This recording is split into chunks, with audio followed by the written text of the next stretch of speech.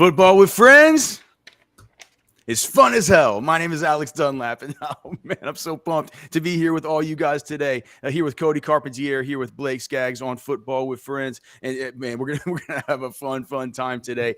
So good to see you guys in the chat. Jerry H, Jay Ward already in the chat. He said, "Don't forget to like the video, otherwise Alex's hair will turn white." Well, dude, I might take white over this Garfield looking orange thing that apparently my hair is turned into under these lights. Let's see here. Oscar Lopez, how are you, sir? It is indeed fun as hell. Jason Zattel, great to see you, my friend.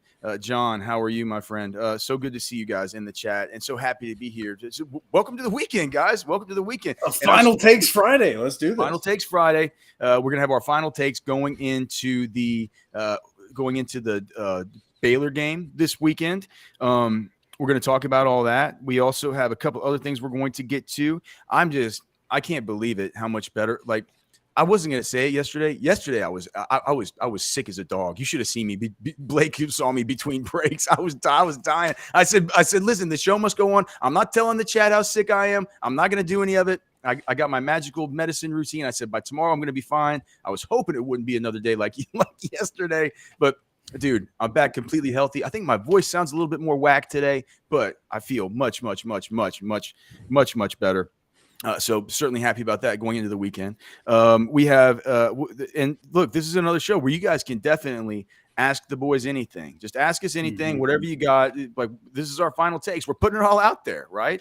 We're putting the old cojones out there, and we're just letting you know what we think, man. We're putting it in. We're writing it down in pen, even though as usual, I've done the complete alpha male move and made my show sheet. Oh man, with pencil.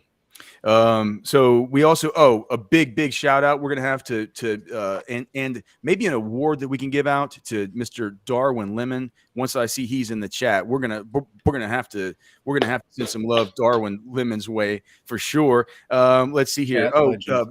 Prize picks. We have Flex Friday today, so that means we have a free entry up to $20. It will get refunded if we don't hit on it. Didn't hit on the one last night. It would have if like 3 of those 6 would have hit. 3 of those 6 would have hit. Can we talk about how bad the algo missed last night? What? Can we talk about how bad the algo missed last night? Dude, both Mitch and I said last night, don't bet on that. Right? We said that's a pick that you're gonna love at kickoff, and like that's it, right? Yeah. That's it. I said that algo pick was terrible. I still think the algo pick for what was it, Denver, that I thought was the worst, or was it another one? I think it was Denver. Yeah, I wouldn't bet in the algo on those Giants last night. Let's see, Nathan, can I get a refund on the algo last night? Hey, listen, you can talk to Can't Miss Mitch. His 3 free picks were the other ones, and like I told you, I thought one of them was really bad. I forget which one, but you can listen back on that. So we're going to talk with Cody about some of his favorite. Cody says that this is the best weekend of college football so far. So we're going to talk about some of those other matchups this week. We have some fantasy stuff to get to because the injury news keeps rolling in from the Friday injury reports. Actually, some stuff, some stuff that we need to keep our eyes on. Especially if any of these guys are rostered in your fantasy leagues and you need something to do there with that. We told you yesterday, it looks like merch. We've got it completely done. I need to sign the contract, send it back. Football with Friends merch is on the way. Let's go. It could start as early as next week. So it's good. Can we get a visor? Can we get a visor? We can talk about that. I think in the contract it says that for every new item it costs a certain amount of money. So I think we need. I think we need to sell a couple things before we can be adding new stuff. But we'll have hats, t-shirts. The hats are real alpha hats, man. They're they got the netting on the back to keep it nice and cool and everything. Oh, nice hats. Yeah, I'm telling you, man. They're great, and you guys are gonna love the design. They are. I mean. Fun as hell is literally written all over. Okay. So yeah, but this is it. We're here. It's a final takes Friday, and you guys have to let me know whenever Darwin Lemon pops into the chat. I got a big shout out for him. I'm keeping Sam Crochet, Sir Sam Croquet. Sam Croquet, good to hear from you, brother. How do you rank the Texas D line compared to the D line of the past? the D line of the are we talking about like the D lines of the past, like like Larry Dibbles and Rod McElroy, and I mean, or are we talking about the defensive line of last season? I think it's got to be as a whole, right? Yeah, I mean, I don't know. I think that if we're just talking about this defensive line this year versus the defensive line of last season, I would say that the interior, it feels like it's a wash, right? If it feels like it's about a wash, Byron Murphy and Tavondre Sweat to me feels about like it makes up pretty well for Keandre Coburn and Moro Ajomo. Alfred Collins and Tavondre Sweat will go earlier in the draft than both of those guys, even though Alfred Collins hasn't been very good yet. Byron Murphy will eventually go, more highly in the draft than Keandre Coburn went. They haven't had the pad level issues that Coburn had last year.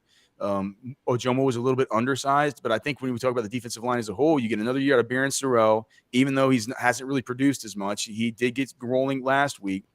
And then, of course, Ethan Burke. I mean, at least you're getting at least it's not Ovi Aguofo over there just getting absolutely nothing done. So I think it's probably better. The immediate depth after Sweat leaves, after Collins leaves, all that'll be a concern. But guess what? We're gonna have all off season. We're gonna have to fill 2 hours of time talking about this kind of stuff. So we'll definitely get into all that. Ryan Thompson, how are you, brother? He's saying that we need a visor. So that's another vote for a visor there with you, Cody.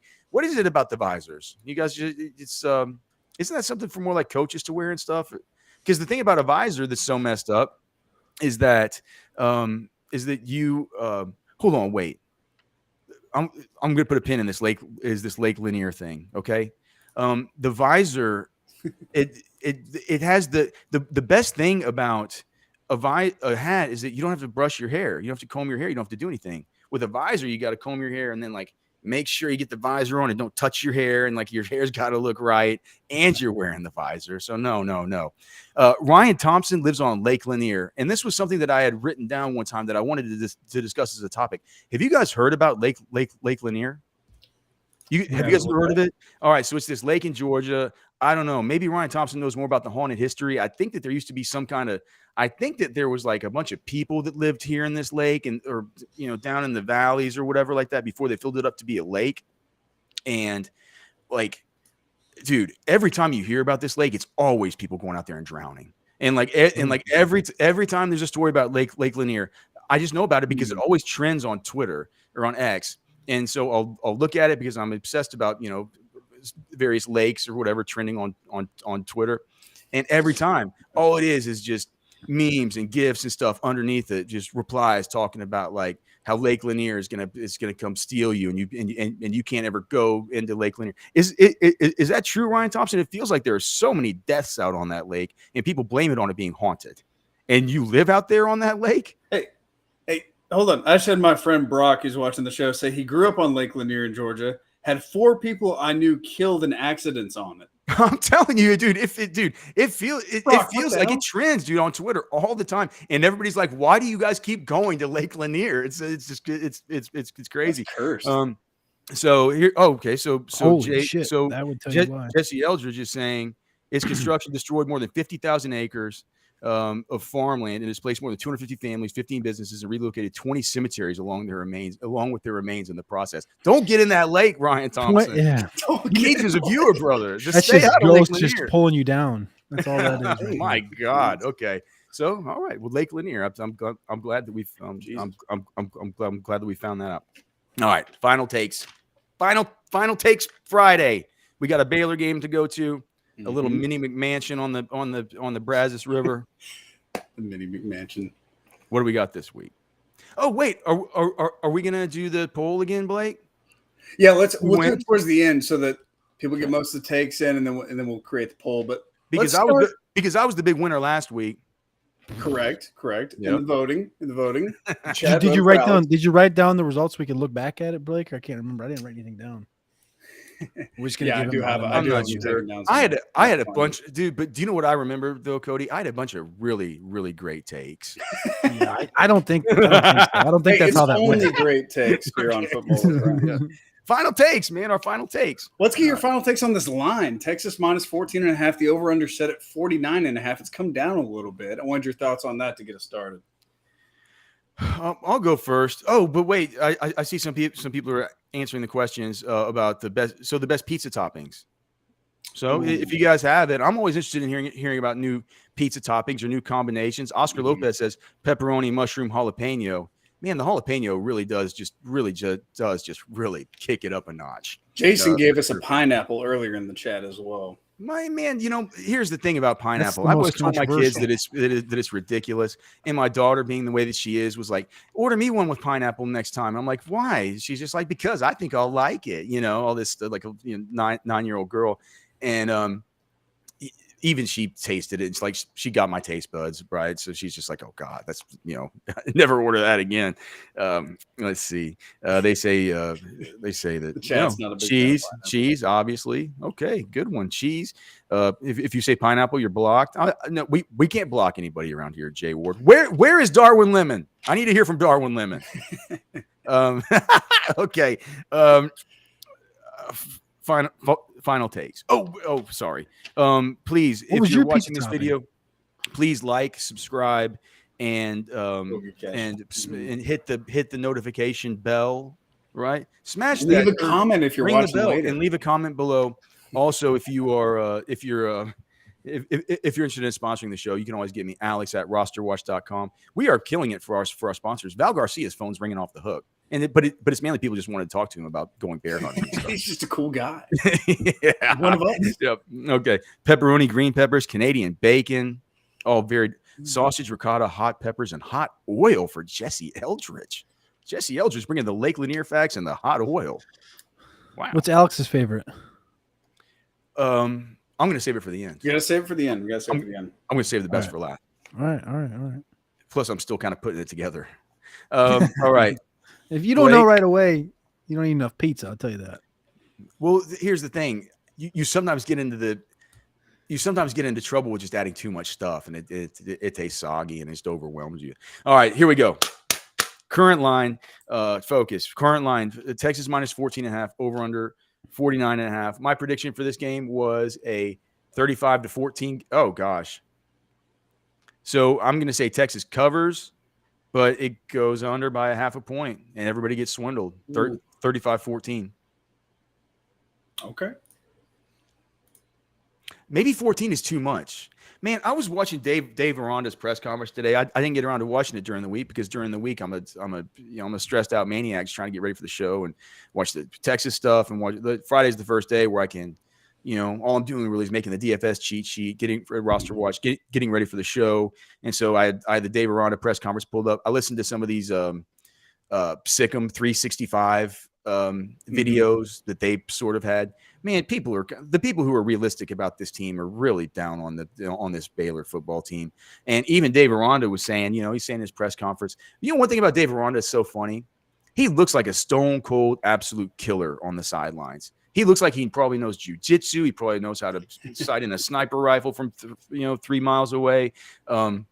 Speaks all kinds of different languages, But he looks like he's straight out of a spy novel, and he has this mean look on his grill all the time, and he seems fired up out there. Have you ever seen Dave Aranda in a press conference? I've never seen this. I have never seen it. Have you just heard He's honest talks. Dave, right? He just kind of talks like this. Yeah. He's very, very quiet. Keeps it real. And people ask him questions, and for each question, he kind of looks at the reporter and he says, "Yeah, I appreciate that." For every single question, very mild demeanored guy, always very kind to the media. Tells me he appreciates their questions, but they're asking him. One of the things he was saying is that, there was all this stuff versus Long Island University. We talked about the Long Island Sharks, something like that. Yeah. Mm-hmm. And some of the nice things they saw or some of the things they struggled with in the first half, but he's really happy with how they did. Oh my God, there were struggles in the first. There was things that you were worried about in the first half against a team like this, and he really liked how they addressed it coming into the second half of the game. And some of the things he really liked. And I'm just like, and I hear these guys on, talking about this game, and they're talking about until the second half of that Long Island game, I wasn't sure I was going to pick Baylor to win, but now I'm picking them. It's just so. I do think that maybe that 14 points could be a little bit too much. I don't know. There is the issue that you talked about, that you notified me of, Blake, about we could see some RJ Martinez. Do you want to give the book on RJ Martinez? I know he went to Westwood. Can he run? And is that just more of something where it's just like, all he's done is the stuff at Northern Arizona? I read what Baylor had said about him on their website. It looked like he'd done some things there to kind of have some big stats for those guys. But if you looked at the game log, it's versus some of the games like Arizona State and stuff like that, it's like it's puke city. Mm-hmm. So I think mainly if there is a bad start from a guy like Sawyer Robertson and they just sort of like, dude, throw our hands in the air, let's see if we just put in old RJ Martinez and see if we can catch lightning in a bottle. It's almost like they probably wouldn't have a lot to lose doing it. And maybe what Sark said in regards to Robertson, it's like the fear of the unknown. We don't really even know much about this dude, right? It's like, we don't know much about him. It's like who knows? Well, that alone kind of makes it harder to defend. It's not as it's not the kind of same. It's not the same kind of respect that he was given to Jalen Milroe when he was talking about all the things Milroe can do and all the rest of it. But it's kind of like, well, I'm trying to think of something nice I can say. It's like, well, it's like, we don't know him, so he could do something to surprise us. We got a pretty good idea of who Sawyer Robertson is, and it's not the most impressive quarterback for the right now. Jay Ward saying, how many times did Dave Aranda say, I appreciate that? I was just thinking, that's the way you got to talk to the media whenever you could be on a little bit of the hot seat, right? Yeah. He also invited him out to practice this week and stuff. It's like, yeah. But okay. Cody, so Cody? that's my guess. That's my long-winded kind of circuitous explanation there for that one.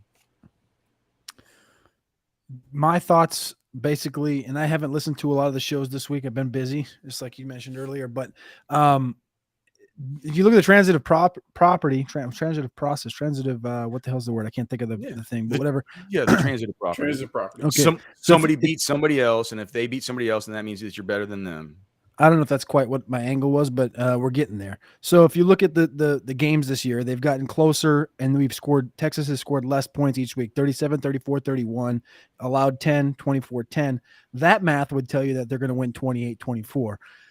And it would be a close game. Baylor's going to cover, etc. I don't see that happening. Baylor's team this year is worse than it was last year. Texas's team, just basic facts here, Texas is better than they were last year. You can look at the talent across the board on offense. I think this team's a lot better on offense, even though you lost Bijan and Roshan. And the defensive side of the ball, I think you can think the same way. Baylor is, according to a site not to be named, the third worst rushing defense in football. They've allowed in Power 5, and they are the 15th worst in points allowed per game, allowing 70 through the first 3 games.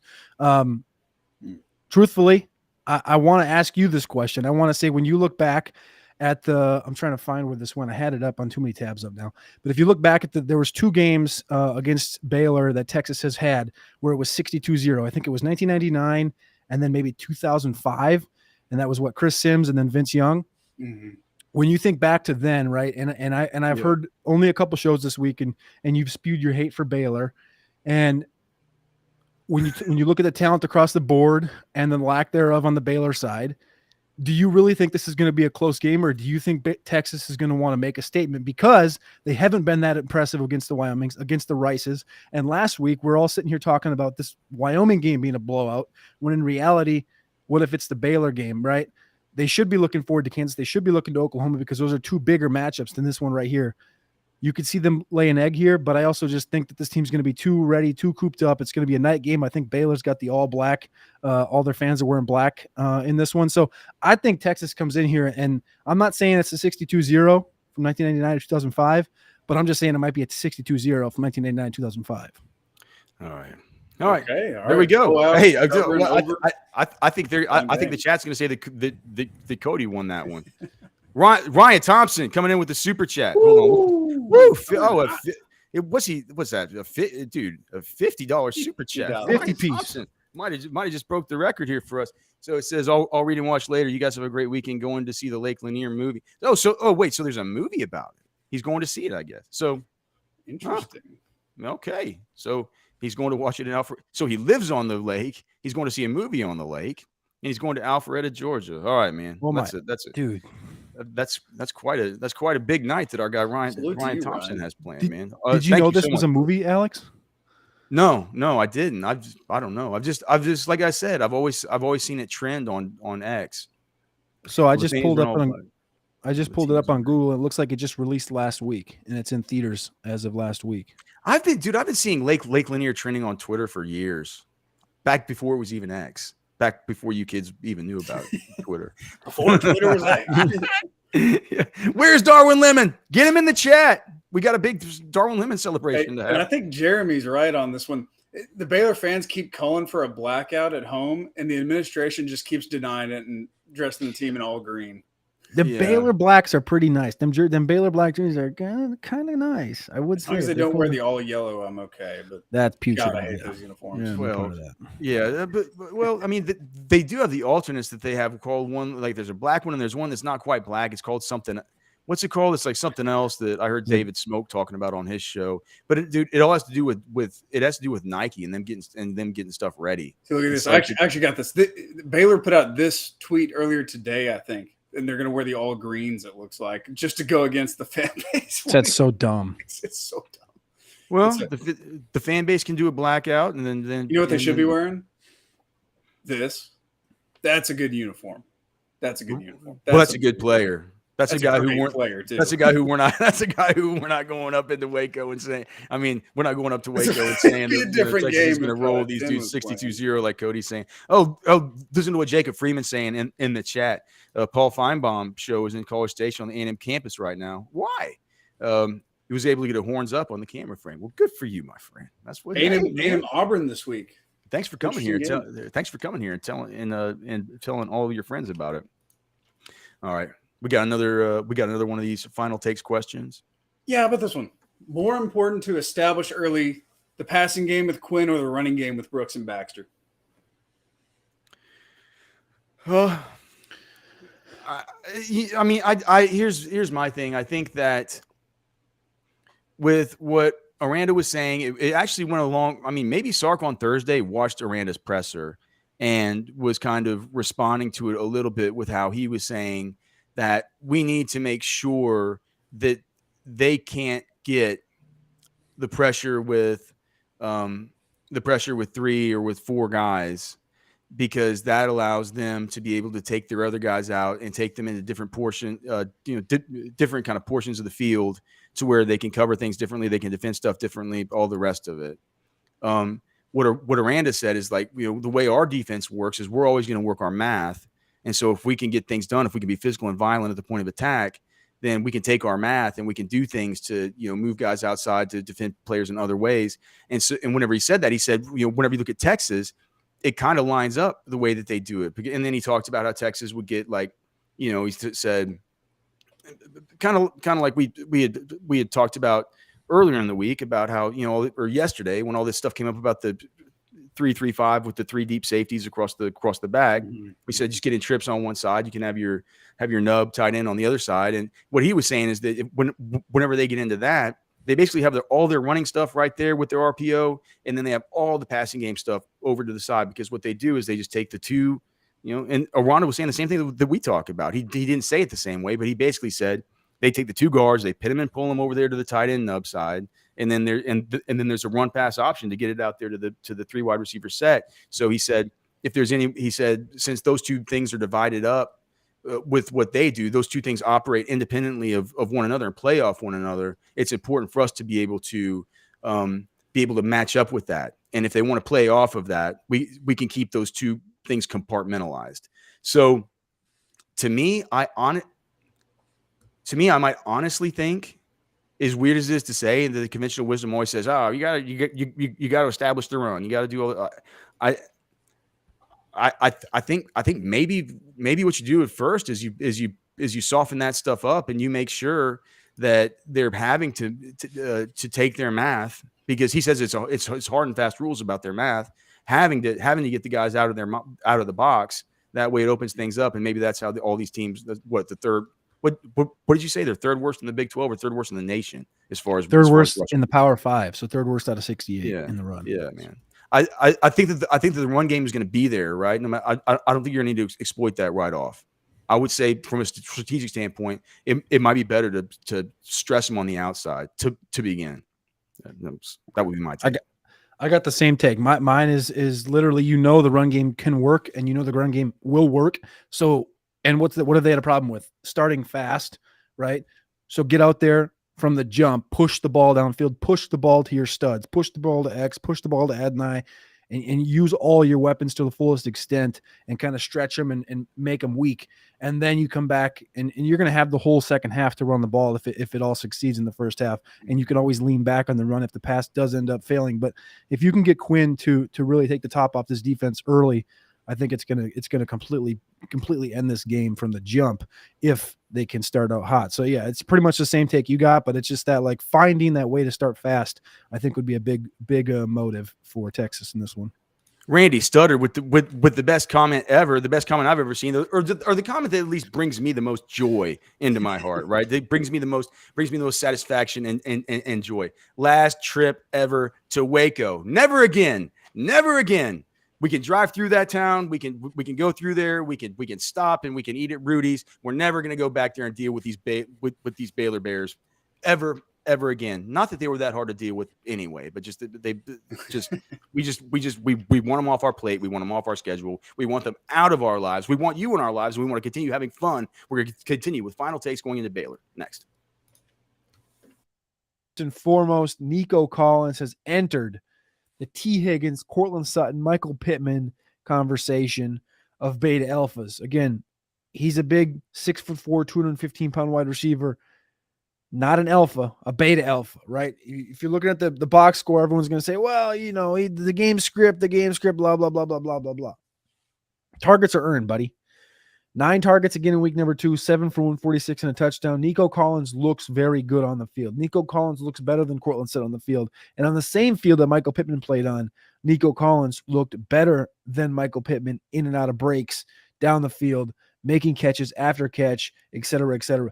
I like Nico Collins. I've liked him for the last 3 years. So this is not a truth or status thought. This is more so a CJ Stroud thought. Nico Collins is playing in CJ Stroud's perceived Marvin Harrison role. Like that's that number one target, that big body guy on the outside. Like he's getting those targets and Nico looks good. And it makes me think that the reason that we missed out on so much Nico Collins the last couple of years was thankful to the guys like Davis Mills that couldn't get the ball out there to him. But now you got CJ Stroud with 47 pass attempts in this game, 384 passing yards. I'm going to do a little study over the course of the next 48 hours, now that I have a little bit of free time after watching back all these games. I'm going to do a little study on Stroud's passing output at Ohio State versus Houston's passing output the last 2 seasons, comparable to what Stroud has done with Houston the last 2 weeks. I think it's going to be an interesting result. I'm going to post that up on Twitter at Carpentier NFL. But Nico Collins has officially entered that Pittman, that T. Higgins. I know people don't have Sutton really up in that conversation, but that Pittman and that Higgins conversation, I think Nico Collins needs to be in that conversation going forward. No matter what you're needing, Specs same-day delivery can save the day with our Specs app or online shopping.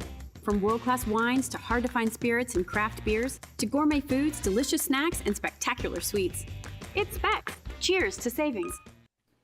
Football with friends is fun as hell, and it's especially fun on a Friday, man. We got a big weekend coming up, a big weekend of football. We got NFL action, what Cody is dubbing basically the college football weekend of the year so far. Of course, I'm Alex Dunlap here with Cody Carpentier. You can find him on Twitter at Carpentier NFL. He does so much great work for us over at Roster Watch, and you can keep up with everything else he's doing. He's got a Patreon, all kinds of other stuff where you can keep up with him there for his different NFL draft, fantasy football, college football takes. Of course, Mr. Blake Skaggs, our great producer here and man behind the scenes.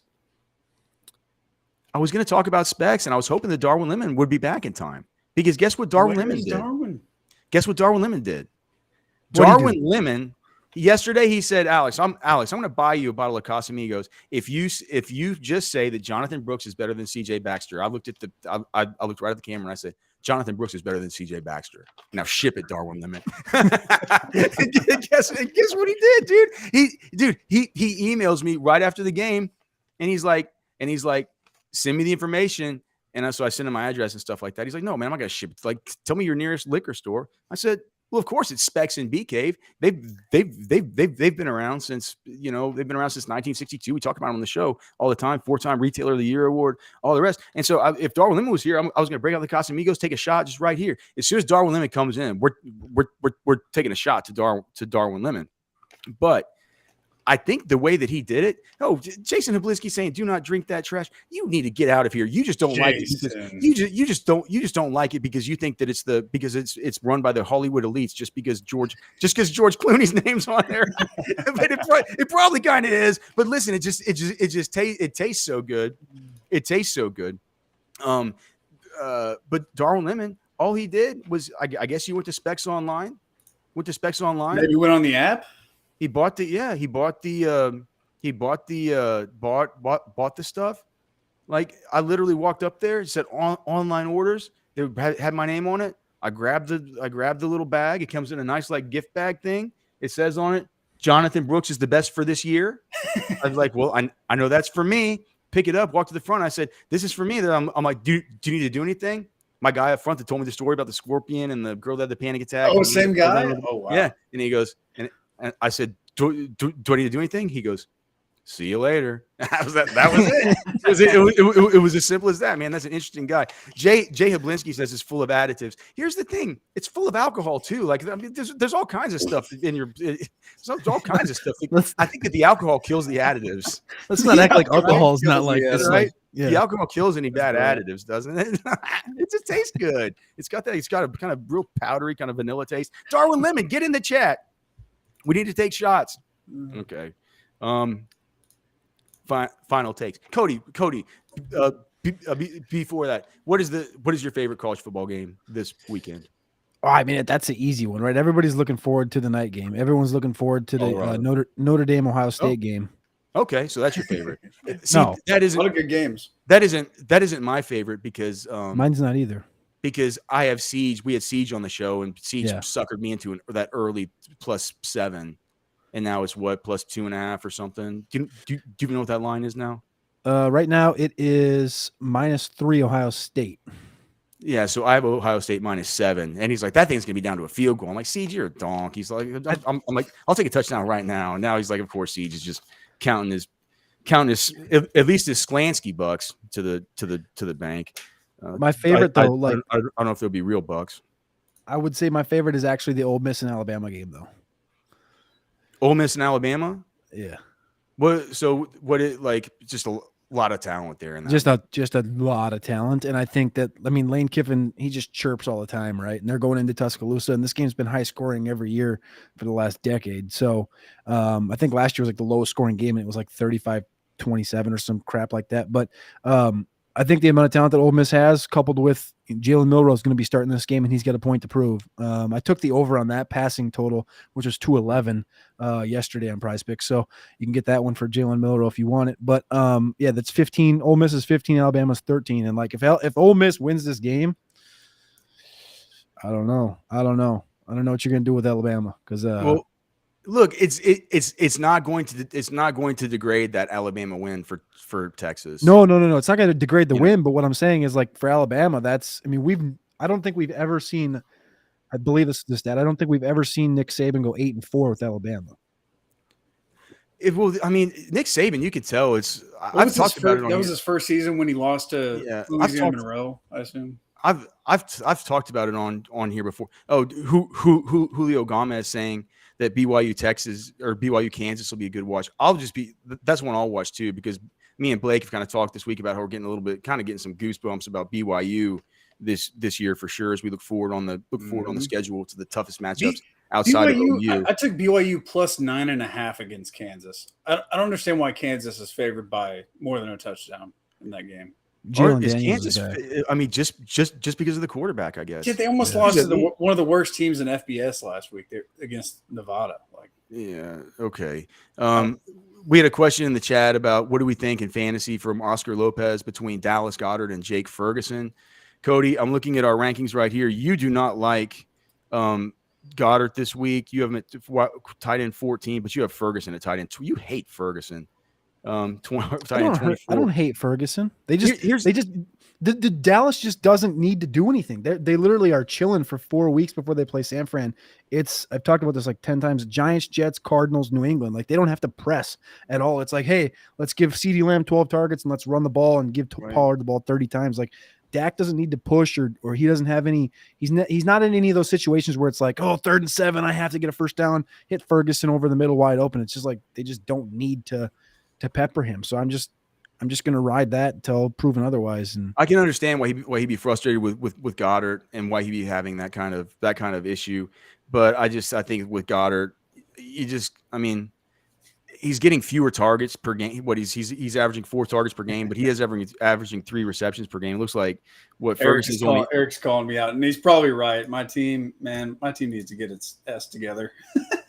In our fantasy league. Well, mine does too, but the difference is my team's going to make it. My team's going to make a comeback. I'm not sure about yours because I haven't looked at it closely enough. You got Kendre Miller.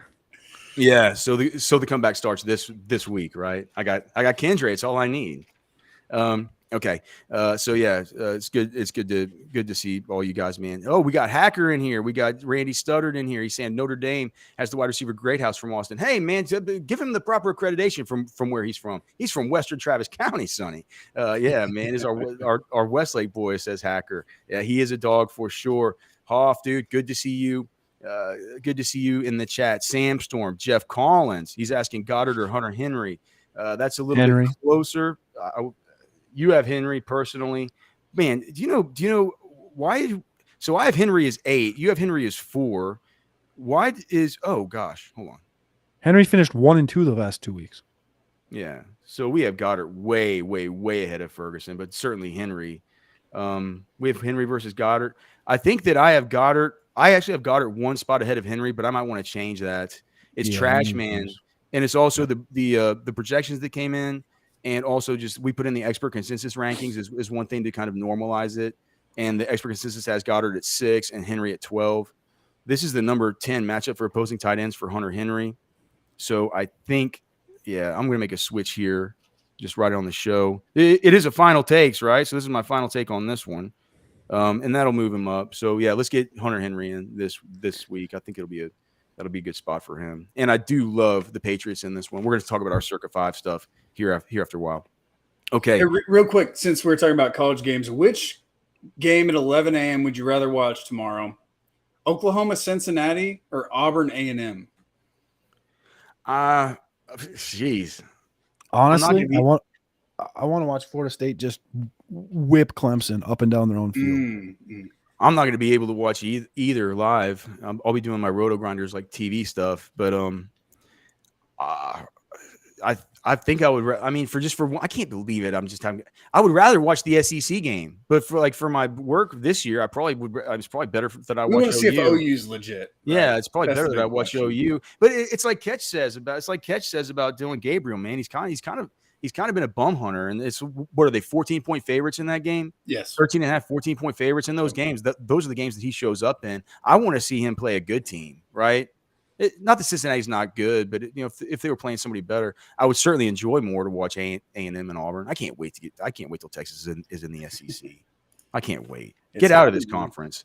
God, one more trip up 35. But here's the thing, dude. 35 is just as busted and broken as Baylor is. Like driving up and down, trying to get there all through Waco. It's terrible to drive. It feels like Mad Max, dude. Like you're taking your life on. Those big trucks come rumbling by you, and they got the big barricades on each side, and like it's serious. It feels like a video game, except it's your life on the line and not just some little tokens that fly out of your little car. Okay, focus. Final takes, right? Baylor, focus. More touches. C.J. Baxter or Jonathan Brooks? Where is Darwin Lemon? He needs to pop in for this one. I'm ready to start shooting this Casamigos. I think for 1 week it's Jonathan Brooks. I think for 1 week it's Jay Brooks. There's a part of me that says that CJ Baxter won the starting job to start, and you shouldn't, because of injury, have your job taken away from you. And I don't think, and I don't necessarily even always agree with that. I think I think that's a fine thing to tell high school kids and stuff. I'm not sure that when you get into this stuff, wherever you have a $5 million job as a head coach, and it's like these kids have millions of dollars riding on their careers, and all, you got to win, and you got to put the best guys out there. So even with that being the case, I'm not sure yet that Baxter is that much better than Brooks. I know that Sark thought he was at least a little bit better because he started him. And inherently, a coach will always want to start the guy that has a little bit of seniority and a little bit more time in the system. So the fact that CJ Baxter was good enough to overcome that makes me think that he was a little bit significantly better, at least in the eyes of Sark and as far as in the eyes of the various position coaches. So I think that the way that Brooks still plays more this week is that Sark says, look, you understand where you stand with this, but we're not going to push you, brother. Right? We're going to let JB, we're going to let JB start this game. We're going to get you in. We're going to get you your touches, but let's make sure not to push too hard this time. It's been a bit of a rocky start, CJ. Like, let's make sure that we get you nice and healthy. We're in conference play now. We need you ready for the stretch run. No pushing you. Let's make sure you're ready. By the time next week comes around, let's mount up and go. So that's what I think. Bingo. Like that's easy. Like, but that's 100% easy. Like Baxter gets hurt that first game, comes back, is ineffective. They hold him out last week. They didn't need him. They hold him out again this week because they don't need him. Wait till you get to the Kansas, the Oklahomas of the world. Then you want to see the stud. That's when I want to see you let him out. Brooks did far too much last week to be like, yeah, guess what? You just come back and hang out. Like, we're going to run the kid out there. Like, you don't need to run the kid out there. You got. Did you see something out of Brooks that you hadn't seen yet, Cody? Did I see something out of Brooks? I hadn't seen because yet? No. Some of us that have been watching him for like a few years and just seen him in like mop up duty and see, like we've seen some flashes out of Brooks. Like, did you see anything out of him that you hadn't seen so far this season? Did he change your mind at all about what you thought about his skill set? Like, I mean, what do you think about his skill set? Your full-time job is basically being you do a bunch of stuff, but the main thing is an NFL evaluator. What do you think about Jonathan Brooks? Again, I haven't seen a ton of him, but what I've seen of him this year, I just directly correlated to literally like, it feels like he's not only in the Roschon role, but he kind of has a Roschon mentality as far as how he runs the football, which is aggressive downhill, right in people's chests. And that's kind of what I like. I think he's a very above average running back in college football right now. Like, there's a ton of good ones, but I think as far as what he brings to the table, it's just a consistent between the tackles grinder that I think works well in this offense. And I talked about it last week, just saying, like, when you do get Baxter back to 100%, having two of them back there together, that's not comparable to Bijan and Roschon, but they can be looked at like that because it feels like Brooks is much more of a grinder and a harder worker. Not saying that Baxter's not, but he seems just like that type of a guy, kind of like Roschon did, and just doesn't get as much of the respect, kind of like Roschon did from like the within people, the people that really know, but like from the outside, it was like, oh, it's Bijan, right? And that's kind of where I think Baxter's on the course to going is getting the, Baxter's the greatest thing since sliced bread type of situation, whereas like Brooks is still here getting that work, and he can take the whole bulk of the carries, and he can be efficient with it, and he can help you win football games. Yeah, I like that. Hey Blake, did Jay Ward send in a video of him shooting ducks? Yes, he did. Actually, I have that ready if you want it. Throw it up. Let's make it. Oh my God! What kind of sound? There you go, Jay Ward. We probably caught some people off guard with this. I love it. See, man, you can just email me during the show, and I'll just send it to Blake, and we can. What was it? Hey, Blake, can you please play that again? Like, what was that sound that he was making at the very beginning? Sure. What was that sound he was making?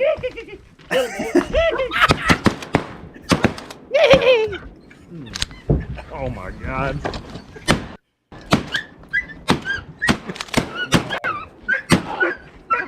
Thank goodness Peanut doesn't watch this show. Is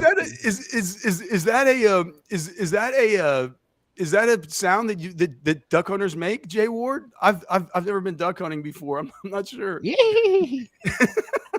Or was he just super excited that the ducks were coming in? And that's how I think he was just excited. Excitement. That's a jack whistle. Ooh. The jack is a type of duck. Okay, whatever, man. It's great, man. Hey, man, listen, we're just here having fun. All right.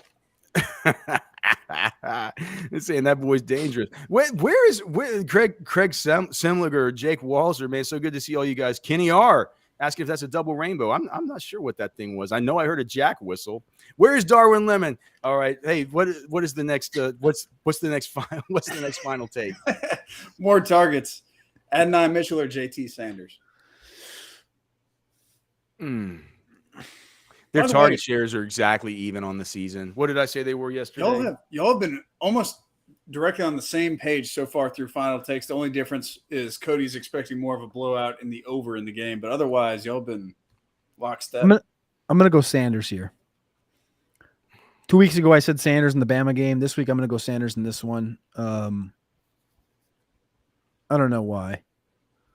I don't really have a reason, to be honest with you. I'm just gonna go JT Sanders here. Gut feeling. Gut feeling, yeah.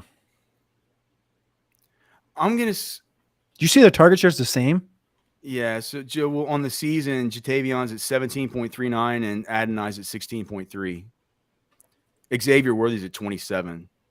Nice. Whittington's at 13. So far, it's kind of like a Whittington game, doesn't it? 80 Mitchell spiked to a 19 last week. Jatavion, whenever you called it, spiked to almost a 20 versus Alabama. I think that based on what he's going to represent a bit of a matchup problem, just because of what we talked about earlier about how Aranda said he wanted to keep the responsibilities between stopping the run and stopping the pass completely separated.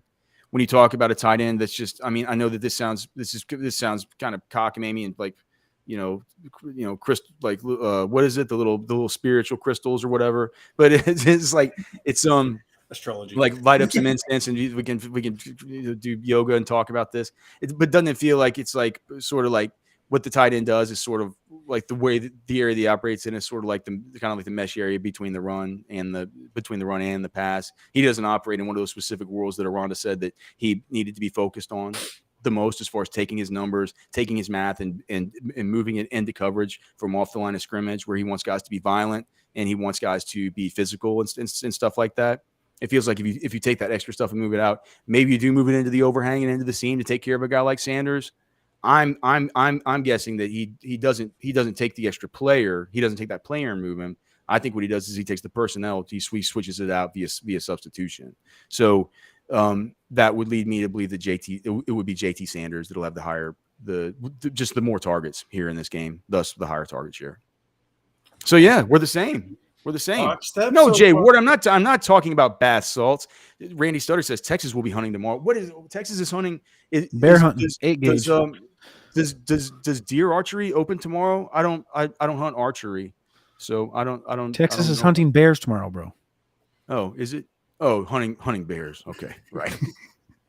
kind of like Val Garcia. We'll talk about him. We'll talk about Val. All right. How about this question from Crystal and CJ Robinson?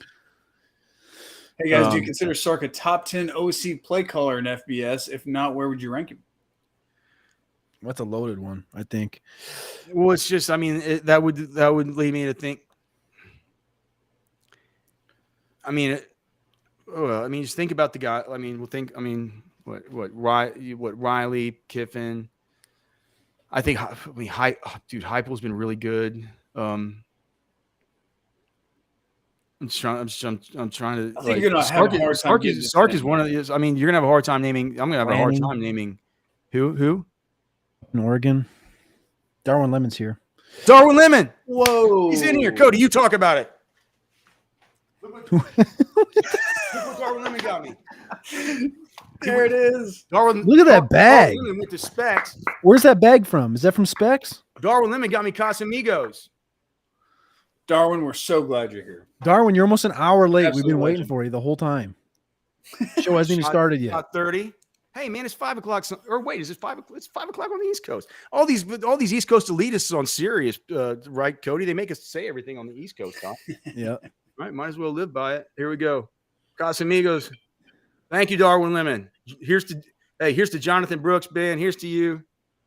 Here's to savings. Darwin says, I have a job. He says, so do we. It's Drinking Casamigos on live streams when the chat Cheers is to you, amazing. brother. Cheers to Darwin Lemon. Very, very, very, very, very, very, very, very good. They said that Casamigos is full of additives.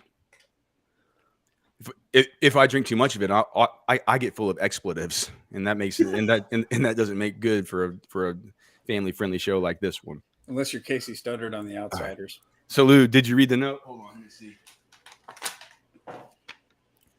Oh yeah, Jonathan Brooks is the best for this year.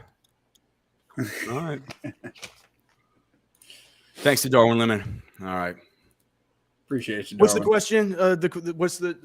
What's the question? Is Sark a top 10 play caller in college football? Hey, wait, hold on, wait. They're like I'm technically working right now. So is Cody. So are you, Blake. Right? I mean, we're all working. We're just hanging out with friends at work. And Crystal says, asking because we're dead last in offensive success. Well, I mean, just they.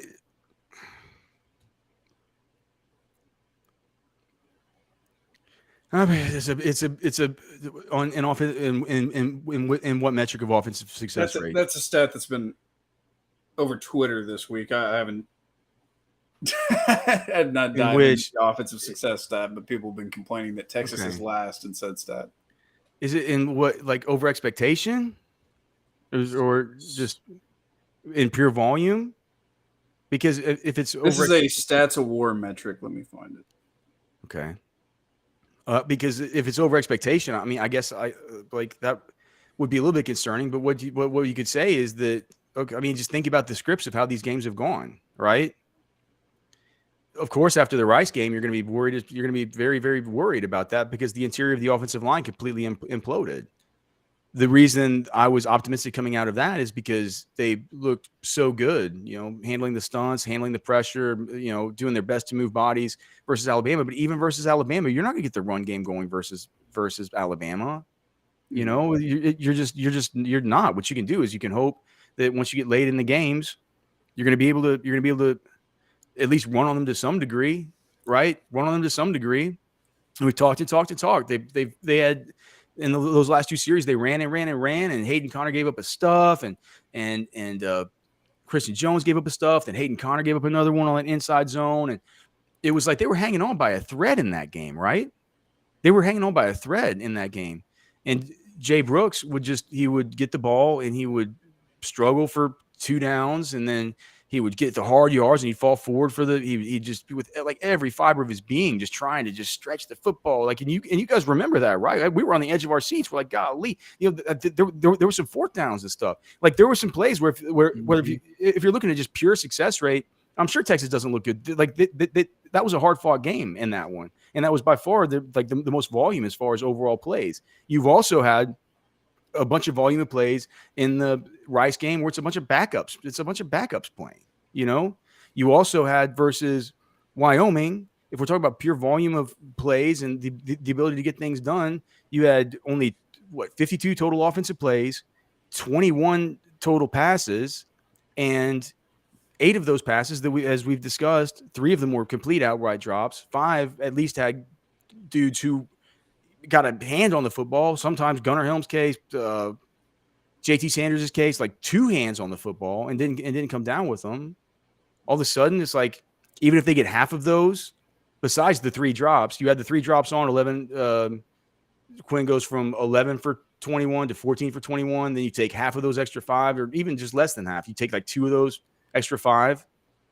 All of a sudden, we're talking about Quinn is like 16 for 21. I think he averaged 12 yards per completion in that game. So you're tacking on 5 more. You're tacking on 60 more yards. He's basically throwing at a 72% completion percentage. He's throwing for 200 yards on 21 passes. He probably would have had another at least half a touchdown, maybe a whole another touchdown. So 2.5, 3 touchdowns, 1 rushing touchdown. Like, little things like that on a small sample can really add up. And next thing you know, Texas is number 1 in success rate in the whole country. So no, I'm not concerned. No, I'm not concerned about that right now. I'm not. We need the sample to get bigger, and we need these games to not have these weird variables come in and just just really infect everything else that we're looking at.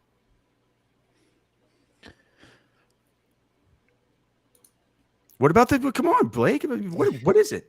What is it? I thought we were gonna do. Do you know what you were doing? I know what you were doing. You know what I was doing? Okay. You thought I was going to say, but look, we got the Quinn Ewers passing yards to talk about. We got the rest of the final takes to talk about. We have you can ask the boys anything, right? Please, while you're here, like, subscribe to the channel, make sure you click the thumbs up, ring the bell, all the rest of it. We have some NFL injury news that's coming that you're going to need to know. You heard Cody talk about Kendre Miller earlier. Do you need to pick up Kendre Miller in your fantasy league and play him this week over an established starter that might be underperforming? Look, we have a bunch more to get to about Texas, a bunch of NFL stuff, and we're going to do it next. This Orangebloods recruiting flashback focuses on the answer to a long overdue trivia question.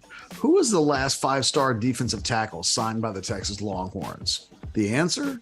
Brenham defensive tackle Malcolm Brown out of the 2012 recruiting class. Brown finished as the nation's number 26 overall prospect, the 4th best player in the state of Texas, and the number 5 defensive tackle in the country, according to Rivals.com.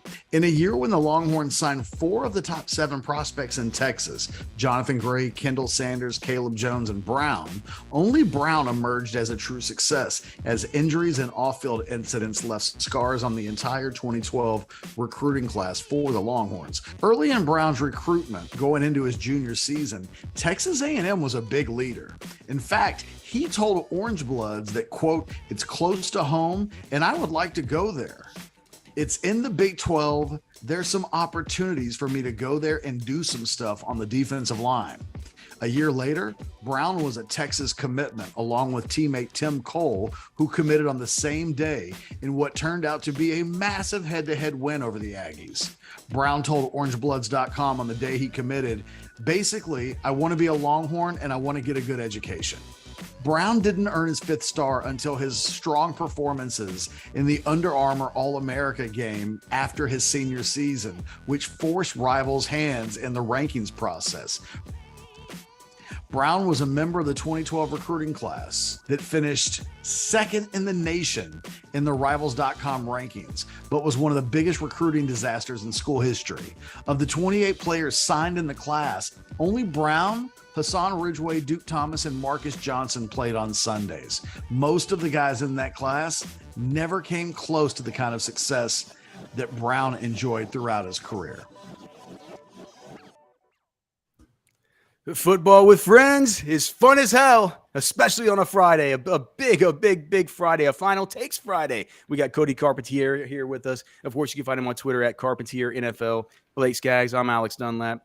I think that Jay Ward is Jay Ward spouting misinformation or disinformation in the chat. I'm not sure which one is which. Malinformation.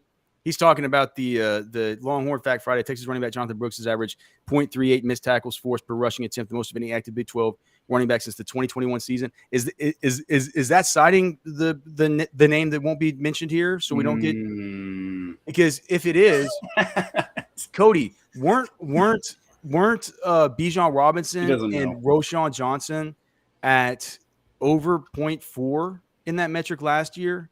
When it actually Roshan was a little bit better, like 0.46 than Bijan when he was at 0.4. I can pull it up. I want to say they're both top 5. Yeah, I can pull it up. I want to make sure. Let's just check that. This can be hard to pull up just on the fly. But hey, man, we're here. Hey, keep talking. I'll pull it up. I got you. I'm okay. Here. All right. So yeah, Longhorn Fact Friday. We're gonna be the fact checkers on that, right? We're gonna right. Mm-hmm. You know, it's the whole thing about. No, Alex, I know a guy who always checks the facts. Who? Oh, Val Garcia, man. Hey, and listen, Val Garcia doesn't only check the facts. He doesn't only just check the facts. Val Garcia at Val and Realty, he checks the house. This is a man who's built houses with his own two hands. He's sold the power tools. He's been there on the work sites. He's been on the construction sites. Val Garcia has been on the DFW Realty beat for now. What did he say? A couple of decades. Came all the way from South Texas, goes to Dallas area as a young kid, comes as a English as a second language student, works his way up, goes straight to work afterwards, selling power tools, working with his hands, building houses. Next thing you know, he's hunting bears out of tree stands with bows and arrows. These black bears in Oklahoma are coming up after him. And Val Garcia says, "No, sir, you're not going to do it. He is one of us." And guess what else about Val Garcia? He's top 25% in the DFW area. And if you are a teacher or you're a member of the ministry, the people who he credits with bringing him up to have such great success in DFW, he will sell your house for free. For free. They generally charge you 3%, right? They generally charge you 3% for selling your home. If you sell a home for $400,000, that's $12,000. Look at Val Garcia. Look at that smile, man. Think about Val Garcia reaching into his pocket, reaching way deep down in there, walking up to you, giving you that smile, handing you $12K and saying, "Hey, thanks for doing business. I'm not taking this money." He gave, this is true. The boogeyman looks for Val Garcia before he goes to bed at night. It's true. He's that kind of positive force in your world. And if you're selling your home at DFW and you tell him that you heard about him on Football with Friends, you will get your house sold for one-half price. So 1.5% if you're not in the education or in the ministry, but if you're in the education or ministry, it will be sold for free. So you're doing yourself a great disservice if you're in that area. And we're talking anywhere, Denton, Burleson, like anywhere, right? Call Val Garcia. He's got 12, 14 people that work underneath him in all the different areas, but you'll work directly with Val Garcia. He's a great dude. I talked with him just earlier today. I mean, he's an amazing man to deal with, an amazing dude to talk with. And if you know anybody who's up there who's thinking about selling their home, especially if they're in education, like please don't let them leave that money on the table. It's a ton of money, especially from our educators who already, deserve much more money than they're getting anyway. So don't let them pay, these realtors fees that are, going to cost them $12,000-$15,000 that could go towards their nest egg. Have them call Val Garcia 469-647-8729 or at valenrealty.com. Great, Blake. There's been a couple times today that I think it's because I took that tequila shot. There's been a couple times that you've kind of led me into the segues, and I haven't understood what you're doing. I found the stat. Okay, so what is it about the forced missed tackles? Was it misinformation, disinformation, malinformation? Roshan Johnson averaged 0.35 missed tackles forced per attempt in 2022, and it was the number one mark in the FBS. And what is... And Brooks is at 0.38? I could have sworn they were both at 0.4. It missed tackles forced per attempt. That might have been over career. At one point during the season last year, it said, or here, highest rate of missed tackles forced per attempt among Big 12 running backs since 2020. Bijan 0.38, Roshan 0.38, Jalen Warren 0.33. Okay, well, I mean that could be right if you believe in them. If you believe in those cockamamie stats. I'm not sure that I do. Hey, what about these? Look, whenever we get to the offseason and we're kind of prospecting these guys and looking at the data, we'll certainly look at PFF and we'll grit our teeth and we'll be like, all right, well, we can't do the charting for every team completely on our own. We gotta have to look at it. So we could. We could. That would be a great endeavor to undertake. We would die. Final takes. Focus. What do we got? Hey, so before we move on to the Quinn Ewers one, I just want to say there's been a pretty sizable movement in the spread. Texas now favored by 17. Baby, they're listening to the show, baby. 62. We're moving lines. Texas favored by 17. Over and under down to 48.5. So they're just thinking that Baylor's just not going to do a thing. Do you know what they've gotten word that if Sawyer Robertson struggles, that RJ Martinez might play, and if that word's even starting to trickle out, they're saying like, oh God, they don't have a quarterback, right? Yeah. Because if the total is coming down, but the spread is coming up, what that means is that that's the implied total going down on the Baylor side. Right. They're saying that Baylor's going to score less points, not Texas, because the spread has now changed. What two full points? It was 14.5. 2.5 full points. Yeah. And now it's at 17. That's the 17. Which is a key number. Mm-hmm. 3, 7, 10, 13, 17. Those are all key numbers, right? Yes, they've got the team totals. Texas at 33.5 and Baylor at 15.5. Huh. So yeah, it moved. Let's see where it opened. Opened at. They don't have a 14. quarterback. It got down earlier. It was at 14. What was it today, Blake? 14 and a half, right? At 1:26 this afternoon, it was 14 and a half, and there was a 49 and a half. Like, according to the Action Network, Visors still has it at 14.5. Like, I'm sure they're updating it. It's probably down right now. It's probably not up, but well, in no time from 15 to 17. If you guys see anything about why that could possibly be happening, let us. Yeah, I'll monitor Twitter as well.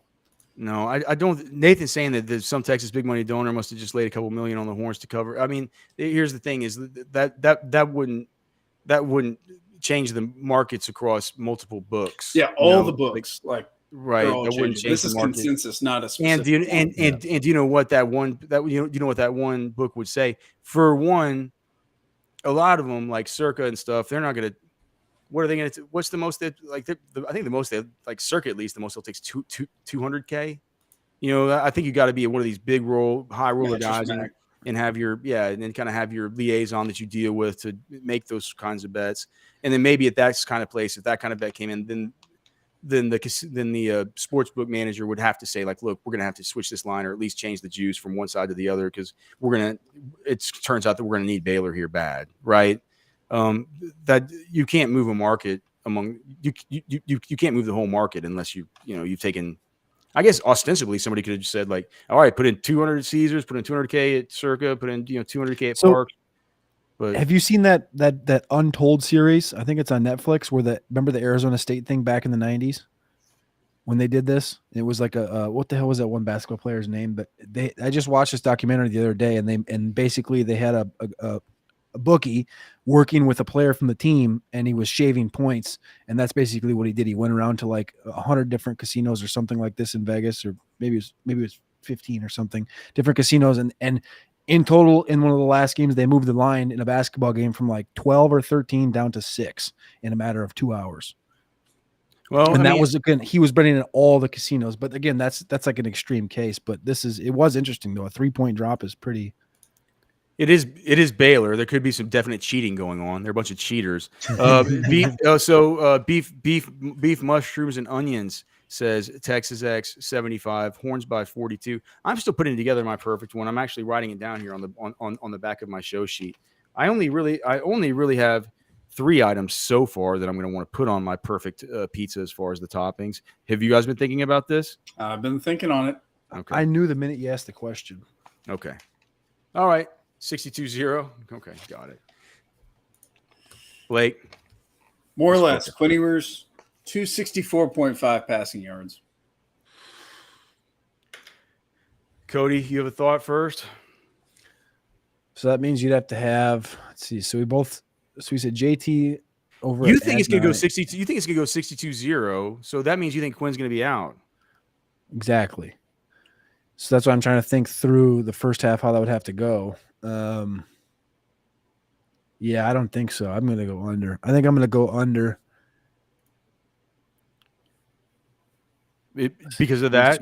So if you go 75, 75, it's 150, 300 minus, that's 4 scores. Defense scores 1. Yeah, I think you're looking at like a 220 area. If they can get up like 31, 38-0 in the second quarter, I think you're looking at a Malik starting the third if something ends up if it's a 0 game. Now that's just, again, this is exactly just based off my 62-0, but if it's 35-0 or 42-0 going into halftime, you have to have a defensive score in there, probably a rushing touchdown in there, and of course you're gonna have rushing yards. Can he hit it? Yeah, but 264.5. Where's the Darwin? Hold I'm on, gonna- dude. Put up I'm gonna Eric. I think I'm Put gonna up go under. Put up. So he goes under. Put up Eric Hoffman's. Which one? This No, one? the first one. Do we need to go over this again? Do I got to do this again with the whole 3 safety thing? Do I have to do this? I mean, I get it. I guess that every single content provider in this whole space just listens to one another and they parrot the same thing, and it's just like, well, like parrot this, parrot that. Chad Hastings had some more research on it he presented today. Yeah, well, everybody talks about it. You don't think Sark knows how to handle this? It's just like, did Chad mention who the teams were, whether they were better teams? I mean, we did go through the teams. There's Oklahoma State, Iowa State. He's 3-5 against the 3-3-5 since he's been at Texas. The weird stat that he had was in those 3 wins, his quarterback has thrown for less than 200 yards. What does that mean against the 3-3-5? What about the 3-3-5 he goes against in practice all the time? Like, what about the 3-3-5 the teams go to half the time? And they're talking specifically about the flyover look with the 3 high safeties. But since when is the flyover a term that you even use for this? What even is that? It's a 3 deep it's a 3 deep safety show. Like, what do we like? It's an Iron Dome. Like we're calling it fly. This is something that's been made up by one content contributor here on the Texas Beat that everybody's globbed onto. Like, just everybody listens to each other and it's just a big echo chamber. I'm not going to do it. I think it's stupid. Like, if you're that worried about if you're that worried about 3 safeties in the 3 safeties, one on the hash mark, one in the middle, one on the other hash mark, it's really simple. Go to trips on one side, or if you don't want to do that, just take advantage of a wide open C gap. Problem solved. It's like, what are we talking about here? It doesn't make any. Take advantage of a wide open C gap and outside zone, or go trips on one side. Make that safety come down. And if he doesn't want to come down, then take advantage of a wide open C gap. Well, like, you're telling me that I can figure this out and Sark can't? It's the most absurd thing. Like, this whole talking point's absurd. You can't. So Hoffman's saying the same thing. It's easy. Use trips, attack the seams. It's what's football 101. Think about how players line up on the field. It's like, so to me, you can't just look at it. You can say, like, you know what, man? Golly, man, Sark has a lot of trouble against teams that on their helmets they have a black stripe. You know, it's like he can't get anything going against them. He's like 3-8 against these teams. And if you look back during his time at Alabama, LSU had the black stripe.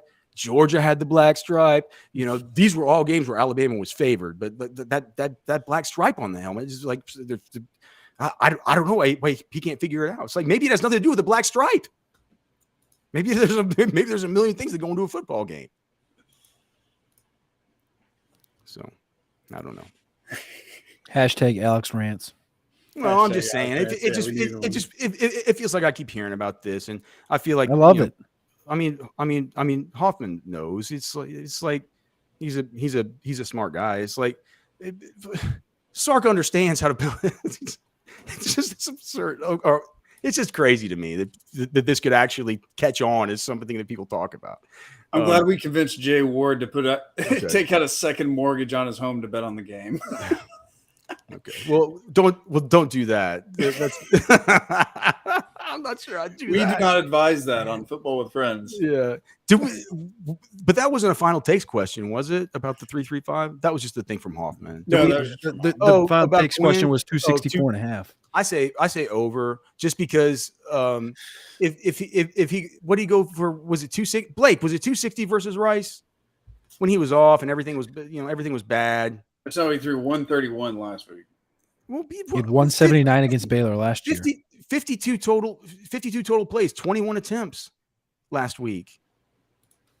What about Rice? Wasn't that 260? 260, 19 for 32. Yeah, he'll go over. He'll go over. But they brought, but again, remember they brought in Malik. Was it fourth series, third quarter? What did he have in that game? 260. And you remember exactly how that third quarter started. A bulk of those yards came the first 3 drives of that third quarter. Yep. And then they pulled him from Malik. Yep. Yeah, and so even more to my point, right? if like I don't think it's going to be quite the blowout that you think, Cody. And so if I don't think it's going to be quite the blowout and he's going to be in a little bit longer, then I think I think it makes sense. Right? And you think if it's not that big of a blowout, you think Baylor's going to be competing with them, or you just think they're going to be doing what? No, I think football? Texas will be up by like 3 touchdowns, and just they won't pull pull Quinn up at 3 touchdowns as we've seen. You know, like they're not going to pull him out. I think it'll be a comfortable lead, and he stays in, and that's sort of how I see it. I think Quinn's gonna have a good game, man. I think that Sark has heard a lot of this stuff, you know, this week about all of it. Baylor is an untalented football team. You know, they're an untalented football team. Now, if they decide they want to take it to the ground in the second half, then that could throw it off. I'm not confidently saying, like, I'm not tripping over my shoes to go bet the more or the over on that particular prop bet. But if I have to choose one or the other, I'd say over. I think this game will. I mean, if he did it versus Rice, and Rice was a game where the interior of the offensive line, if the interior of the offensive line struggles like that again, we're gonna have a lot of other issues to deal with besides just Quinn not having this, you know, the 265 plus yards. So I just think your game script explanation would venture to make it more of a run heavy game then. So that's why I figured you would have went under. No, if he stays in. Because I don't think Baylor. The thing is, I don't think Baylor could push them. Like, right, Bama could push Texas to where like they had to keep going and keep throwing, whereas like Rice and Wyoming, you really didn't have to keep pushing, keep going. Like, I don't think Baylor can. I think it's valid. That's my point. But I think that the chat is going to vote for me this week on final grades. Higher than a taco in Oklahoma. I think that they're going to vote for you. Is the poll up yet in the chat? I just added the poll. You can now vote. Have there been any votes yet? Any early voting? Any like mail-in voting? Early votes. 3 for Alex, 1 for Cody. 2 for Cody. Okay. 3 for Cody now. Let's go. I think the fact that Cody, your presidential I think the fact that Cody predicted the 63-0 win, 62 is 62-0 win is the thing that might put him over the top. Final takes. We'll see. Keep voting on the poll. Final takes. Aranda said 2 ways he's noticed Texas has gotten better are picking up stunts on the offensive line and 2, better skill talent. Which is more important? Well, both are important. Yep. In what context though? Like, but the better skill talent's like, okay, well, you have 2 brain cells at least. Like you have 2 eyes, and okay, I'm not going to finish how that ends, but you get the point. Like, it doesn't take common sense to realize that Texas has more talent on the outside and overall on the offensive side of the football, even though they lost Bijan. Picking up on stunts on the offensive line, congratulations. Like, yeah, but they still struggled in certain spots in the offensive line.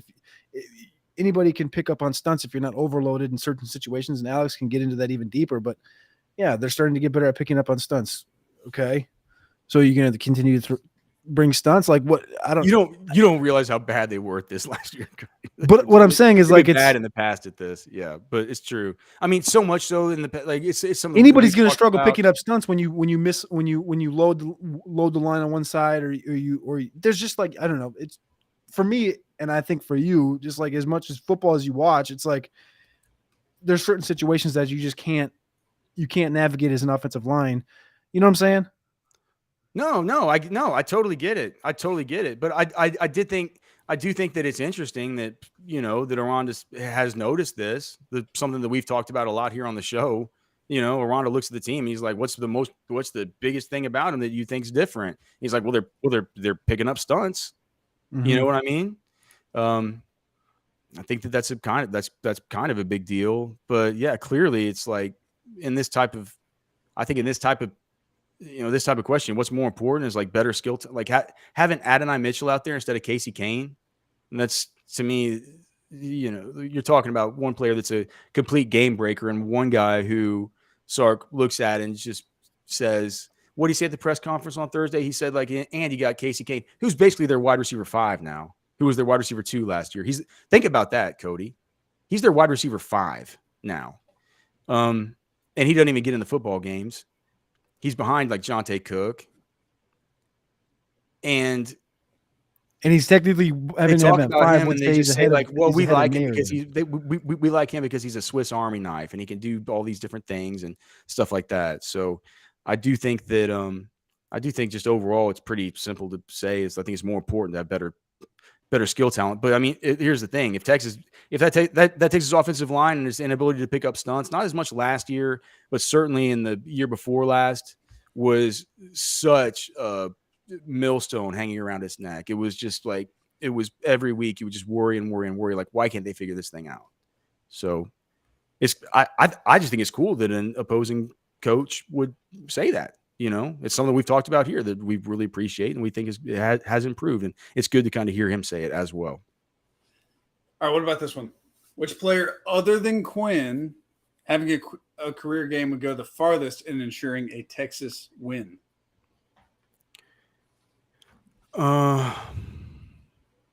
Okay. This is easy. And Cody won't like it because it goes back to the offensive line. But it's DJ Campbell, right? It's got to be DJ Campbell for him to have one of his big upside games, right? For him to have a game like he had versus Alabama, because if the rest of these guys, and if they are this bad versus the run, and if Aranda's saying this whole time that we have to out physical them, we have to out violent them, we have to do all this stuff for our math to work to be able to do what we need to do against the skill guys, right? And we view these almost as wholly different units, right? If they have to bring extra attention over there to be able to generate any kind of pressure or to be able to get the run stuffs or to be able to keep them from moving bodies off the football, it's gonna take a lot away from anything that he has up. He'll be out of things that are up his sleeve. He won't have the rabbits pull out of the hat. He won't have anything. He'll be base. He'll be vanilla. He'll be chalk. So, and I think if he's base and if he's vanilla and if he's chalk, that opens not only the world up for Sark to say like, okay, DJ Campbell, for one, is having a great game. So now we can run because the baseline of the rest of these guys has gotten to the point where they're playing at a more than acceptable level. The tackles are fine. You don't even worry about them. Hayden Connor, you worry about an outside zone, about him allowing the penetration of his play side shoulder only on outside zone. He's fine on inside zone. Jake Majors has been playing just in a way that feels like probably unsustainable, but I mean, he's been playing like that for 2 games now, and one was versus Alabama. DJ Campbell's been up and down, right? If DJ Campbell could play at a level that he's capable of playing to, a DJ Campbell career game is where he scores in the D-Day like a 79 or an 80, right? Because he's already scored a 78 versus Alabama. So if he does that, you get the tackles playing like they normally do, and you just get good baseline play out of the center and the left guard, then what that means is not only are you completely screwing up the numbers game for Aranda, but you're also likely, even though you're screwing up the numbers game and they're bringing an extra man into the box, you're probably getting that guy blocked and you're able to run on him. You're getting the best of both worlds. It's like that's an important little piece in the old Rubik's cube. For real. I think that I know it's a weird thing to say, but I think DJ Campbell having a career game really screws up everything that he wants to do. Take that, Cody. I like that. And I'm gonna do a weird thing here, and I do have a different answer, but I'm gonna go ahead and defend your answer because I did see a comment earlier saying in the chat it was way earlier, but it was like if they can hold up Bama's pass rush, they'll have no problem against Baylor's pass rush. Bama has one player with 10 hurries or more. That's Dallas Turner. He has exactly 10. Chris Braswell has 8. If you look at the Baylor front, TJ Franklin has 8. Is Braswell 43 or 42 maybe? 41. 41. Braswell is it 41? Okay. Yeah, that's what I have. He's a good player. So he had 8 hurries. Dallas Turner has 10 hurries. Their win rates are 15%, 16%. If you look at Baylor, kind of underrated. TJ Franklin has 8 hurries, 2 sacks. Byron Vaughns has 2 sacks, 4 hurries. Both guys are winning an 18% and a 20% win rate. You're gonna bring up Byron Vaughns around here. I'm just saying that's 2 dudes on that defensive line that are not small guys. Don't know our history with Byron Vaughns and his mom on Twitter. Listen, I'm just telling you. I'm just telling you the facts, the stats. Some guy in the chat earlier said it, and he's like, "You got no problem with Bama. You ain't gonna have no problem with Baylor." I'm just saying. I understand that, but I'm just saying to defend your point.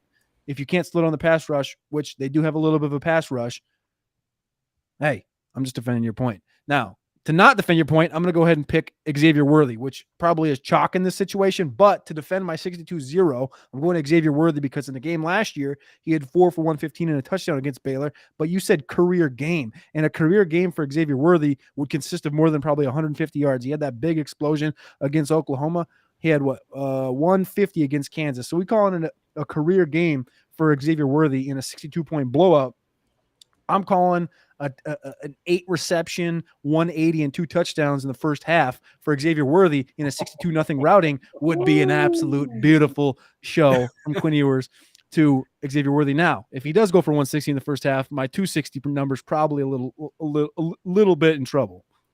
Cody, what did you think about this? Just quickly, what about our boy Curtis Patrick? Did you see Curtis's what Curtis did earlier with the was it Curtis Patrick who did this with the NFL draft stuff for where he took the it might not have been Curtis. It was God, who was it? We'll say what did he do? What happened? He did he went and took like 70 mock drafts and he took them all together and he found the averages of them.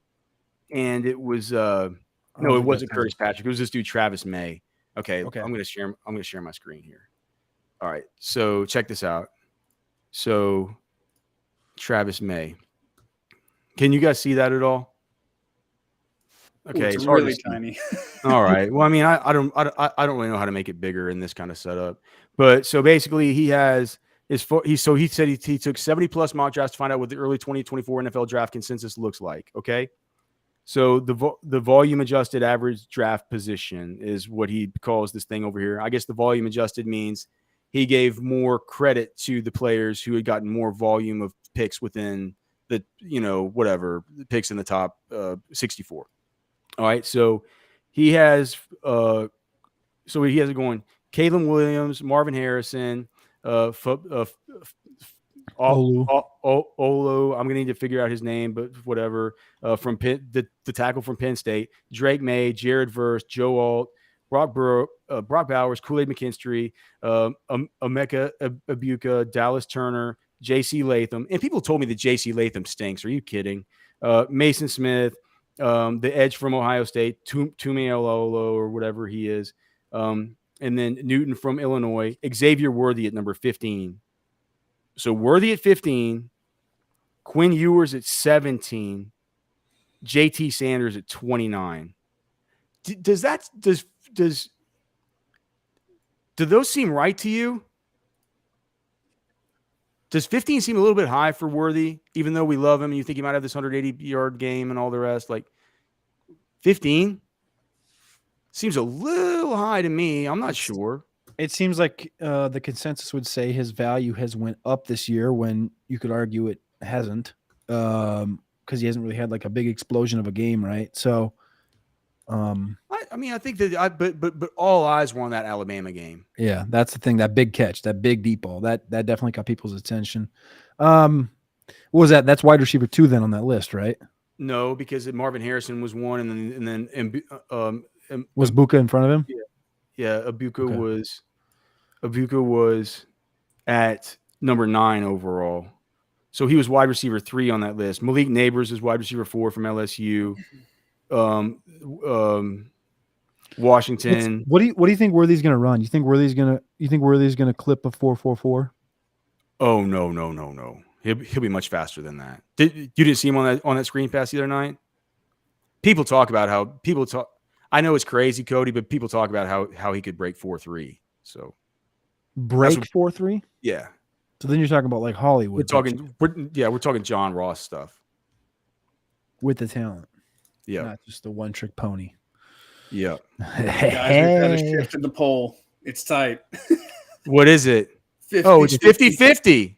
Come on, guys, vote for Alex, man. I'll give you guys free ice cream in the chat or something like that. Yeah, BS. Eric BS. Saying yes on Worthy. He just turned 20 years old in April. I mean, that's the thing. Like, yeah, he's gonna be a when these guys are super young.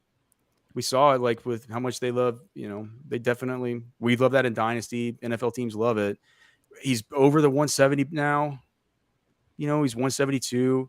But you watch back that play versus Wyoming, and you just like, I watched that play and I just stood up and I said, "Oh my God, he's an alien and he's different." And I didn't always realize how much different he was until that one play, And it was just the acceleration of the burst, not only right out of the catch, but then just the first level, second level, third, and the afterburners, just all of it. He's very, very, very, very, very fast, very, very, very twitchy and dynamic as far as the way that he can explode out of these cuts.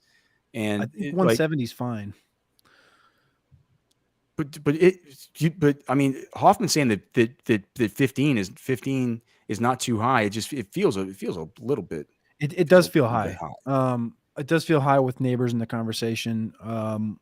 15 is a weird spot. I think the ADP there, or the average position was like 17.5. I think you had on that board. So, I mean, you start getting around there like that 20 area. That's where Zay Flowers went last year. Remember, Zay Flowers was 170, gained 13 pounds between the Shrine and the Combine. So he was 183 at the Combine. It's like, if he puts weight on like that, like you saw Addison go. Also, early this year, you've seen Flowers play well. You've seen Downs play well. You've seen Dell play well. All guys that are in that sub 180 area. So, I think you definitely, not going to say we're going to see a shift in the scale or anything with these receivers, but it's definitely showing that these guys can win, and you already know the talent with Worthy. So I can understand it, but you're also things are going to shift wildly over the next 2 months. So, it's also, that's still early ADP, but definitely interesting.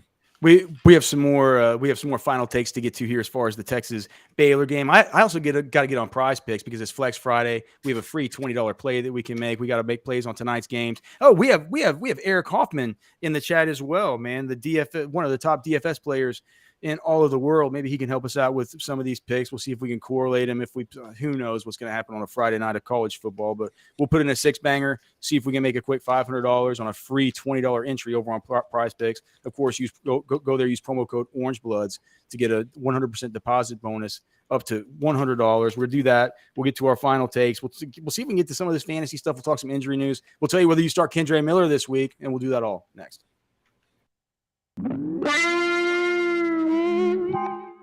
This Orangebloods recruiting flashback focuses on one of the best wide receivers to ever play on the 40 acres, former Odessa Permian star Roy Williams. One of the all-time greats out of West Texas, Williams was one of the last great players to come out of Permian and the Little Southwest Conference, a school and district in West Texas that helped inspire the movie and TV show Friday Night Lights. Williams' prowess as a receiver, defensive back, and track star made him perhaps the single best talent to ever come out of that part of the state. Overall, Williams finished the year as a 5-star prospect in the Rivals 2000 rankings, but actually ranked behind fellow Texas wide receiver signee B.J. Johnson in the rankings, which seemed pretty stupid almost as soon as he hit campus. I can't lie, I had Williams ranked behind Johnson as well, who at one time reminded scouts of former Florida State wide receiver Peter Warrick. In addition to Williams and Johnson, fellow Texas signee Sloan Thomas was ranked as a top 5 in-state prospect, and the three of them became known as the Big Three when they arrived on the 40 acres. As far as Williams' actual recruitment, he was an early commitment for the Longhorns, who had the arrival of 5-star quarterback Chris Sims as a major selling point for all of the in-state wide receiver gems that year.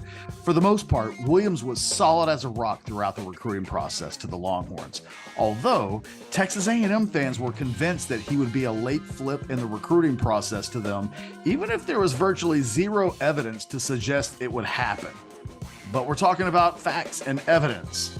And when has that ever mattered to the Aggies? At the end of the day, Williams signed with the Longhorns and became one of the best players in the history of the school at his position.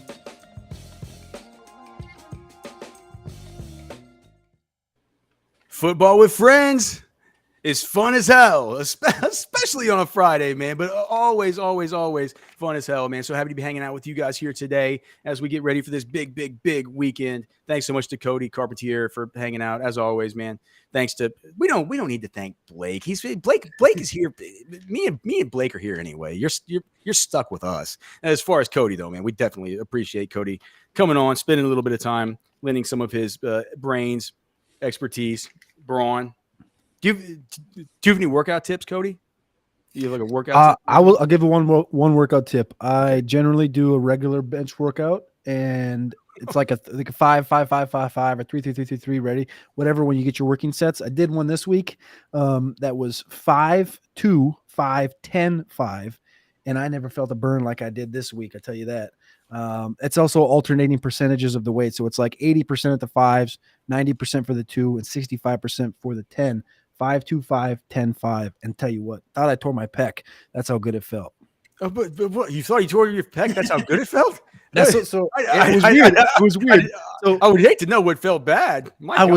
I'm back in Minnesota, and I was benching with my powerlifting buddy, and we got done in like my last set of 5, which was supposed to be a shocker to the body. Right, I'm in my 3rd rep, and I'm like, ooh, this kind of feels goofy. I got done. I stood up 5 minutes later. He's like, man, my pec really hurts right here. And I was like, dude, I feel like I tore my pec right here. And he's like, I feel the same way.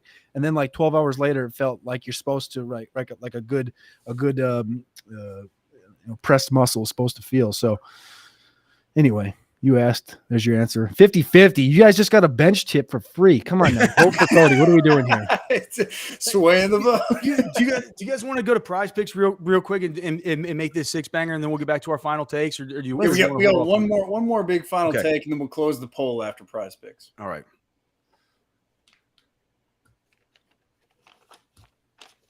What is it? Buy or sell. Anything less than a 14-point win is cause for major concern moving forward for the Longhorns. I'm going to sell. It's like things can happen. Things happen. They happen. I don't know exactly how it occurred.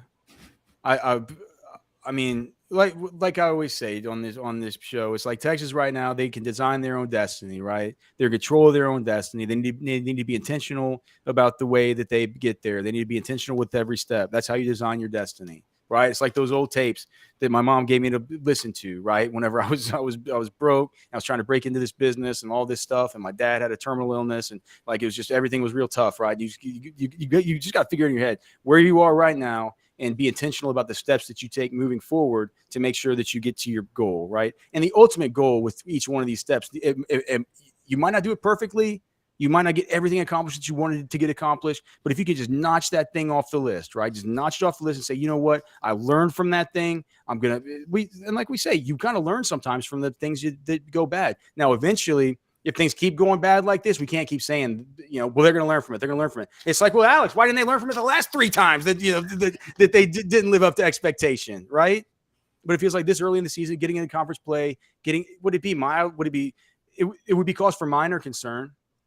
It'd be cause for us to nitpick it within the echo chamber and stuff like that. But no, cause for major concern is the fact that you understand where you are, you realize where you are, you're in position to design your own destiny, and you're not intentional enough to make sure that you get the job done with that next step, right? So that's a major concern. It's a minor concern if you get it done, you knock it off the list, but you don't do it exactly like you wanted to. That's a minor concern. That's something that we'll come back here and nitpick, of course. But no, I don't think for the first game of conference play, I don't think that's. It's like, I don't think it's a major concern. I think it would be a pain in the ass. I think Orangebloods would probably burn down, right? I think that people would think it is. To me, I'm not gonna view this team like that. I'm gonna view this team this year. I've decided that I'm viewing this team as a team until proven otherwise, that's trying to design its own destiny. Minor, not major. What about you, Cody?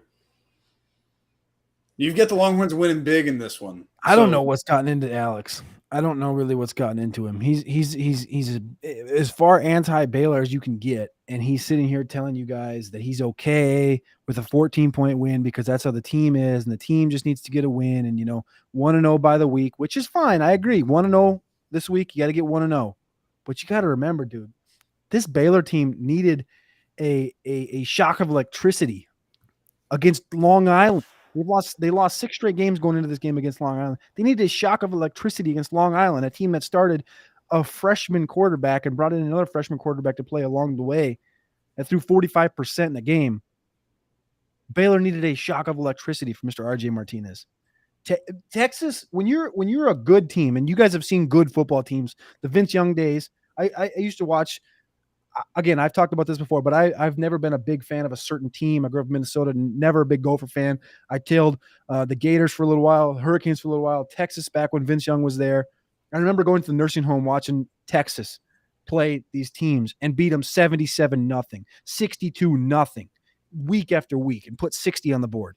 I want to see Texas come in here and say, I am a top 5 football team, right? Well, so do I. Alabama. I mean, so do No, I. you don't. No. But I'm not No, going to be back majorly up. concerned if they don't.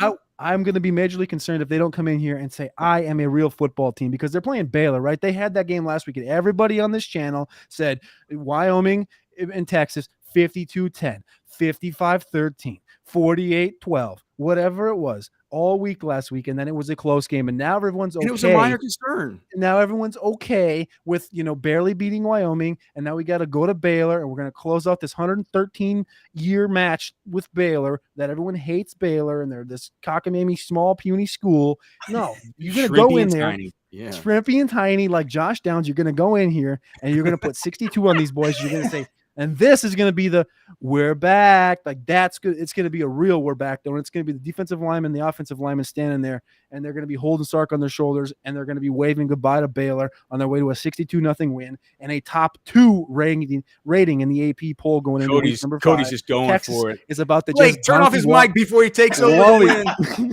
He's gonna win. I'm closing the poll. Major concern. So the chat has 3 minutes to collect their thoughts, get in their final votes. You know I'm right. You all know I'm right. Every single one of you in the chat know I'm damn right that you need to have a 62-0 whooping in this game. That's his biggest disagreement of the day, too. Whooping. I mean, I think I said it beautifully, man. They got to be intentional. As long as they're checking off the boxes, nobody's gonna look back at this and like if they're gonna get to their eventual goal, they're gonna have to have those games, right? But to get to that eventual goal, you got to win every game. Right? As long as they're winning every game, I'm not going to have a major concern yet. I'm just not. So that's the way I see it. Eventually, if they're going to get to their eventual goal, those games are going to have to come.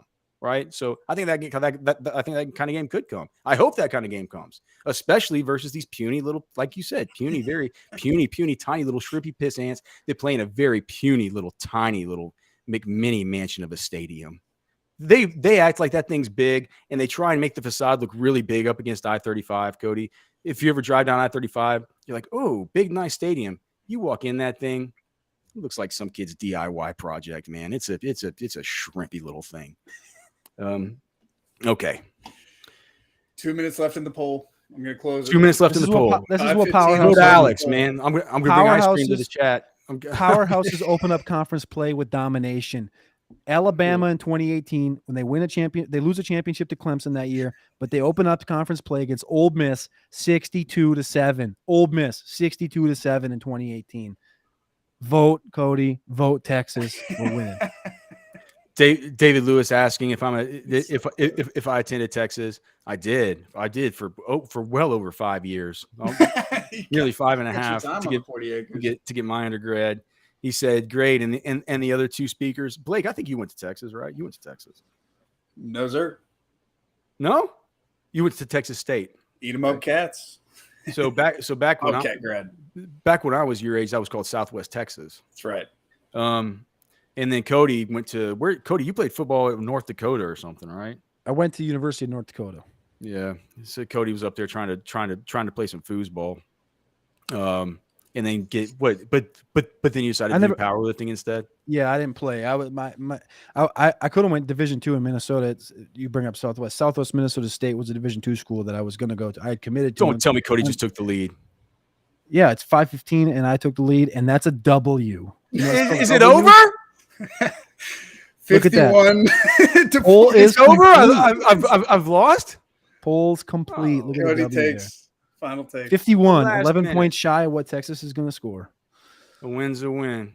David Lewis is right. A win's a win for Cody. Oh, wait. He's talking about Texas. Well, it's true. JD Hack the deciding vote? I'm digging Cody more and more. JD Hack. I went to high school with Hacker. You got to be kidding me.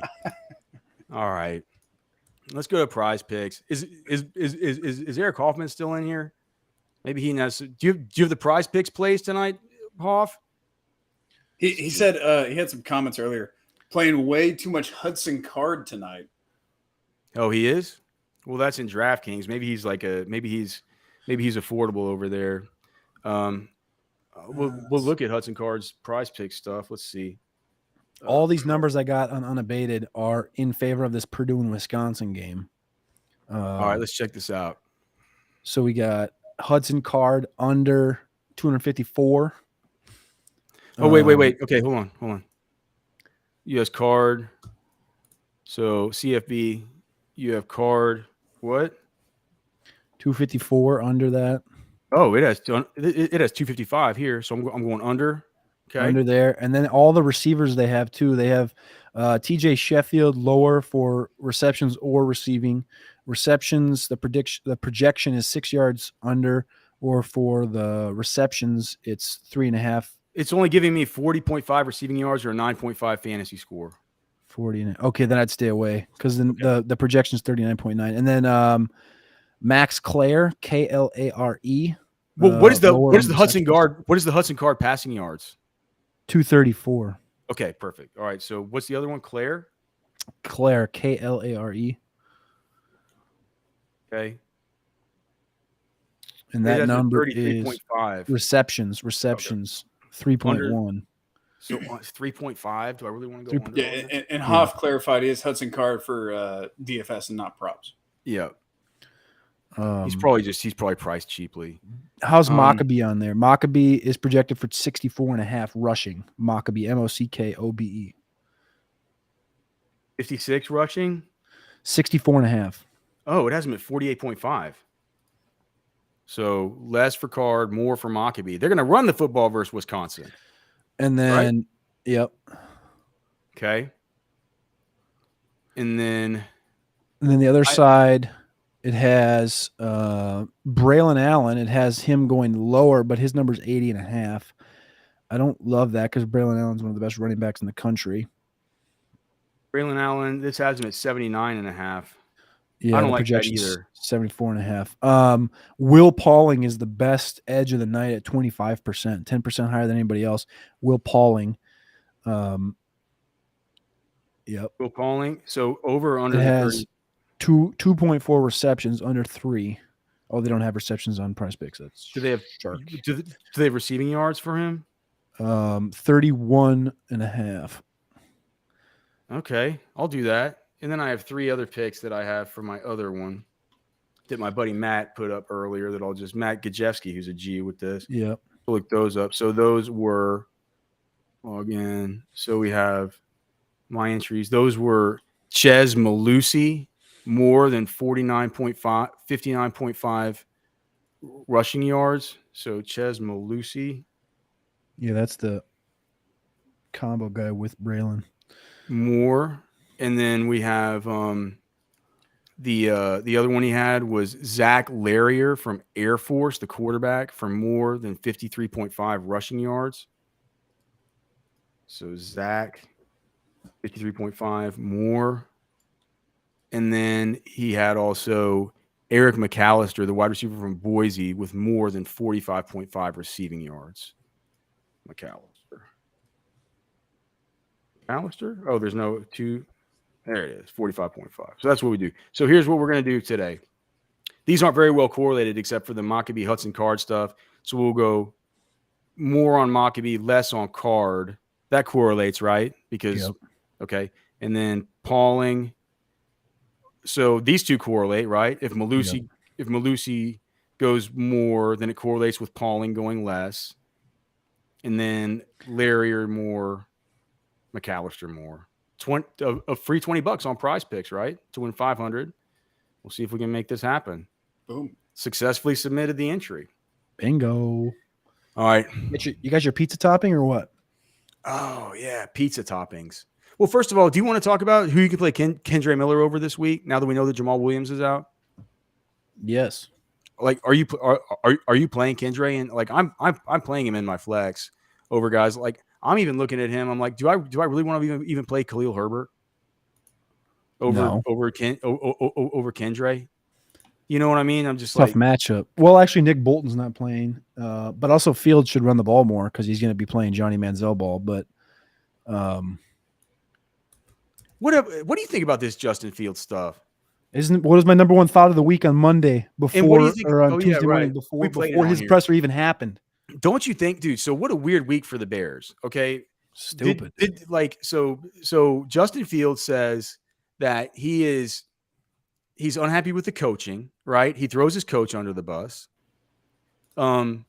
Then his defensive coordinator and Hallis Hall get raided by the FBI. And then the defensive coordinator quits and cites health reasons. Yep. And now all they got to do, now that Justin Fields looks like absolute garb, is that they got to go and play Kansas City in Kansas City. What do you think? What do you think about KC minus 12.5? Is that too much? What did you think about on your circuit picks that you did? Oh, good call. I should bring that up. Because by the way, the ones I'm looking at are Patriot. I'm looking at Patriots. I'm kind of interested in Philadelphia -5.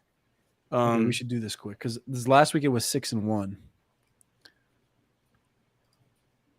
on Circa. You went 6-1 with your picks. Those got my picks from you. The last week the picks we went through on this game: Tennessee, Baltimore, KC, Cleveland, Rams, Miami, Atlanta. We talked about those 7 on this show in this exact moment last week, and they went 6-1. And the only one that missed was Cleveland, who freaking had it. So it should have been 7-0. Well, who are you on this week? Because I need to finish out my 5. Let me tell you the ones that we're talking about. Me and Siege. Right. So what we're talking about is New England 2.5. No, we're talking about New England's a lock. We're already doing that. Like I can't get talked off that. Okay. Raiders -2.5. I'm thinking about and then I'm thinking about Philly -5 at Tampa. And then I'm coming around more on Washington plus the 6.5 or whatever. Because it looks like if you look at, I went to the iWall, like the Space City Weather guys. They have that new website called the iWall that just does the tropical storms and stuff. Gonna hit Sunday morning. And if you look at that, it looks like right around probably 9 a.m. to 10 a.m. If the track goes right now, it's going to be over Washington D.C. and it's not going to be that far north of Washington D.C. But it says that the winds will probably be going to through 3 p.m. or something like that. Are going to be between 30 and 60 miles per hour. And the mismatch that would occur between at least the Washington front 7 and the Buffalo offensive line makes me think that if Allen can't throw and they're forced to run, they're going to be able to shut down the run against these guys. I think 6.5 points might be too much. 40 mile an hour wind sounds like turnovers to me. I told you last night how much I've hated betting on Washington this year, but it feels like it feels like betting on weather always really swindles me and stuff. But this tropical storm, it's bringing some. It's like they're saying that these winds and the guys at Space City Weather and the iWall, they call themselves hype free forecasts for Houston is how they market themselves. They're always very, very conservative about what they say, and they're saying, man, this is a big deal that you guys need to get ready for 60 mile per hour sustained winds during the day on Sunday. If that's the case, I mean, it's like I'm going to take any team plus 6.5. I don't think anybody will be able to get any offense going if it's coming right over DC. Washington and Vegas are 4th and 5th on this line with 4.3% edge. Washington at plus 6.5, Vegas -2.5. So you hit those two. What about Patriots? Patriots are just a little bit lower. They're at 2.4%. But it's still an edge on your tool. Correct. And then what was the other one? Philly. Philly is not. Tampa Bay 1% edge to cover the 5. But the top 4 on here. Now remember, this last week I wrote on the top 7. The top 7 should have hit. It went 6-1. So, Eric Hoffman hasn't been listening to me the whole time. I've been talking about the Space City Weather guys over on the iWall, just talking all. Yeah, dude, I got it all figured out, brother. Like I'm totally working this whole storm angle for sure. But I didn't know it was named after an STD. Apparently. Well, no, they're saying it's going to get turned. Like by the time, what are they on O now? I think they're calling it Ophelia. Like it'll be a hurricane by the time it gets there. They're saying. Oh, okay. Yeah, for sure. And I'm sorry, Cody. I just had to tell Hoff, man. It's like it's so funny he brought up the tropical storms. Like, that's the whole thing. I think Washington with that tropical storm plus the 6.5. Yeah. Okay. So them are the two. That's tied at 4. Number 1 is Carolina, 8.7% edge plus 6.5. Rams 7% at plus 3 against Cincinnati. Houston plus 9 at Jacksonville is 6%, And then New Orleans at Green Bay +2 is 4.4%. And then you have the Washington, Vegas, and then Detroit is 3.4%. -3 against Atlanta. The Detroit one feels fishy, but neither of these ones and nothing about Miami. -6.5. Miami's a push. That's the push game. That's the only push game on here is Denver, Miami, 6.5. How is Mahomes not going to beat these idiotic Bears by 12.5 points? They're getting Bears. Their getting fired. He's getting Because the receivers have to catch the ball. Yeah, that's true.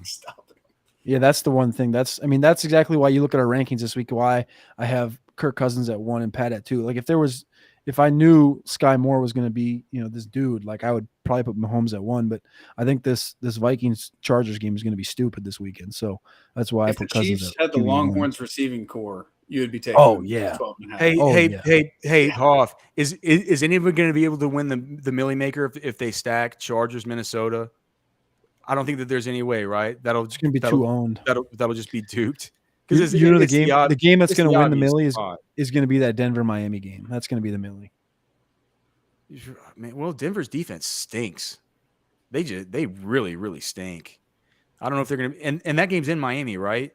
Seems like if Waddle plays, dude, I feel like that -6.5. But then again, dude, I'm a very I've a real problem. We were talking with Can't Miss Mitch about it yesterday. I have a real problem with just wanting to pick the favorites and the obvious plays and stuff like that. So I don't know. Definitely interesting. All right. Well, so that's it. That's that. I don't know what the hell I'm doing. I know I'm locking in New England. I'm locking in Las Vegas. I think I'm to the point where I'm locking in Washington, and I think I'm going to go Philly -5, even though Cody thinks it's fish. And you're 6 out of 10 on the circuit picks so far, right, Alex? I'm 3 out of 5 in the first week, 3 out of 5 second. Okay. I should have been 4 out of 5 last week. Woulda, coulda, shoulda. All right, best pizza toppings. Here's the best. All right. Oh man, I'll just go ahead and get it started. Here's the best. You already lost the chat. You're ready to lose this one too. So hurry up. Here it is. Pepperoni. Okay. Mm-hmm. Not Canadian bacon, but just regular bacon. Yep. Money. Okay. Pepperoni, bacon, jalapeno. Get out of here. 100% agree. That was going to be mine. That was mine as well. And you know who else? JD Hack. He said this earlier, and I pinned it because, yeah, absolutely. Pepperoni, bacon. Hold on. Hacker says the wood just was bacon too? Pepperoni, bacon. Got to throw the jalapeno on there as well. But birds of a feather. Look at this. Yeah. Look at this. All right, man. All right. So you have the same answer as me? Yep. It's just 100%. That's the creme de la creme. Cody's toppings. Cody's going to lose here, I think. Oh, no. What is your favorite, Cody? Bacon. Yeah. Money. Scrambled eggs. Oh, and queso. All right. That actually does. Hey, don't knock it till you try it. I certainly haven't tried it. Come to Minnesota. I'll get you some of that. I'll get you some of that. Okay, I'll get you some of that good. I think Cody just keeps on winning and winning and winning, just like we have here on the show, man. We're rounding out 1 month here of Football with Friends. I can't believe it. It's been a month. It's been a month, and it's thanks to you guys. We've been able to keep it going, man. Thanks to you guys in the chat. Thanks to everybody for always being here. Of course, thanks to Cody for being here as usual on a Friday for a Final Takes Friday. So for Blake, I'm Alex. We'll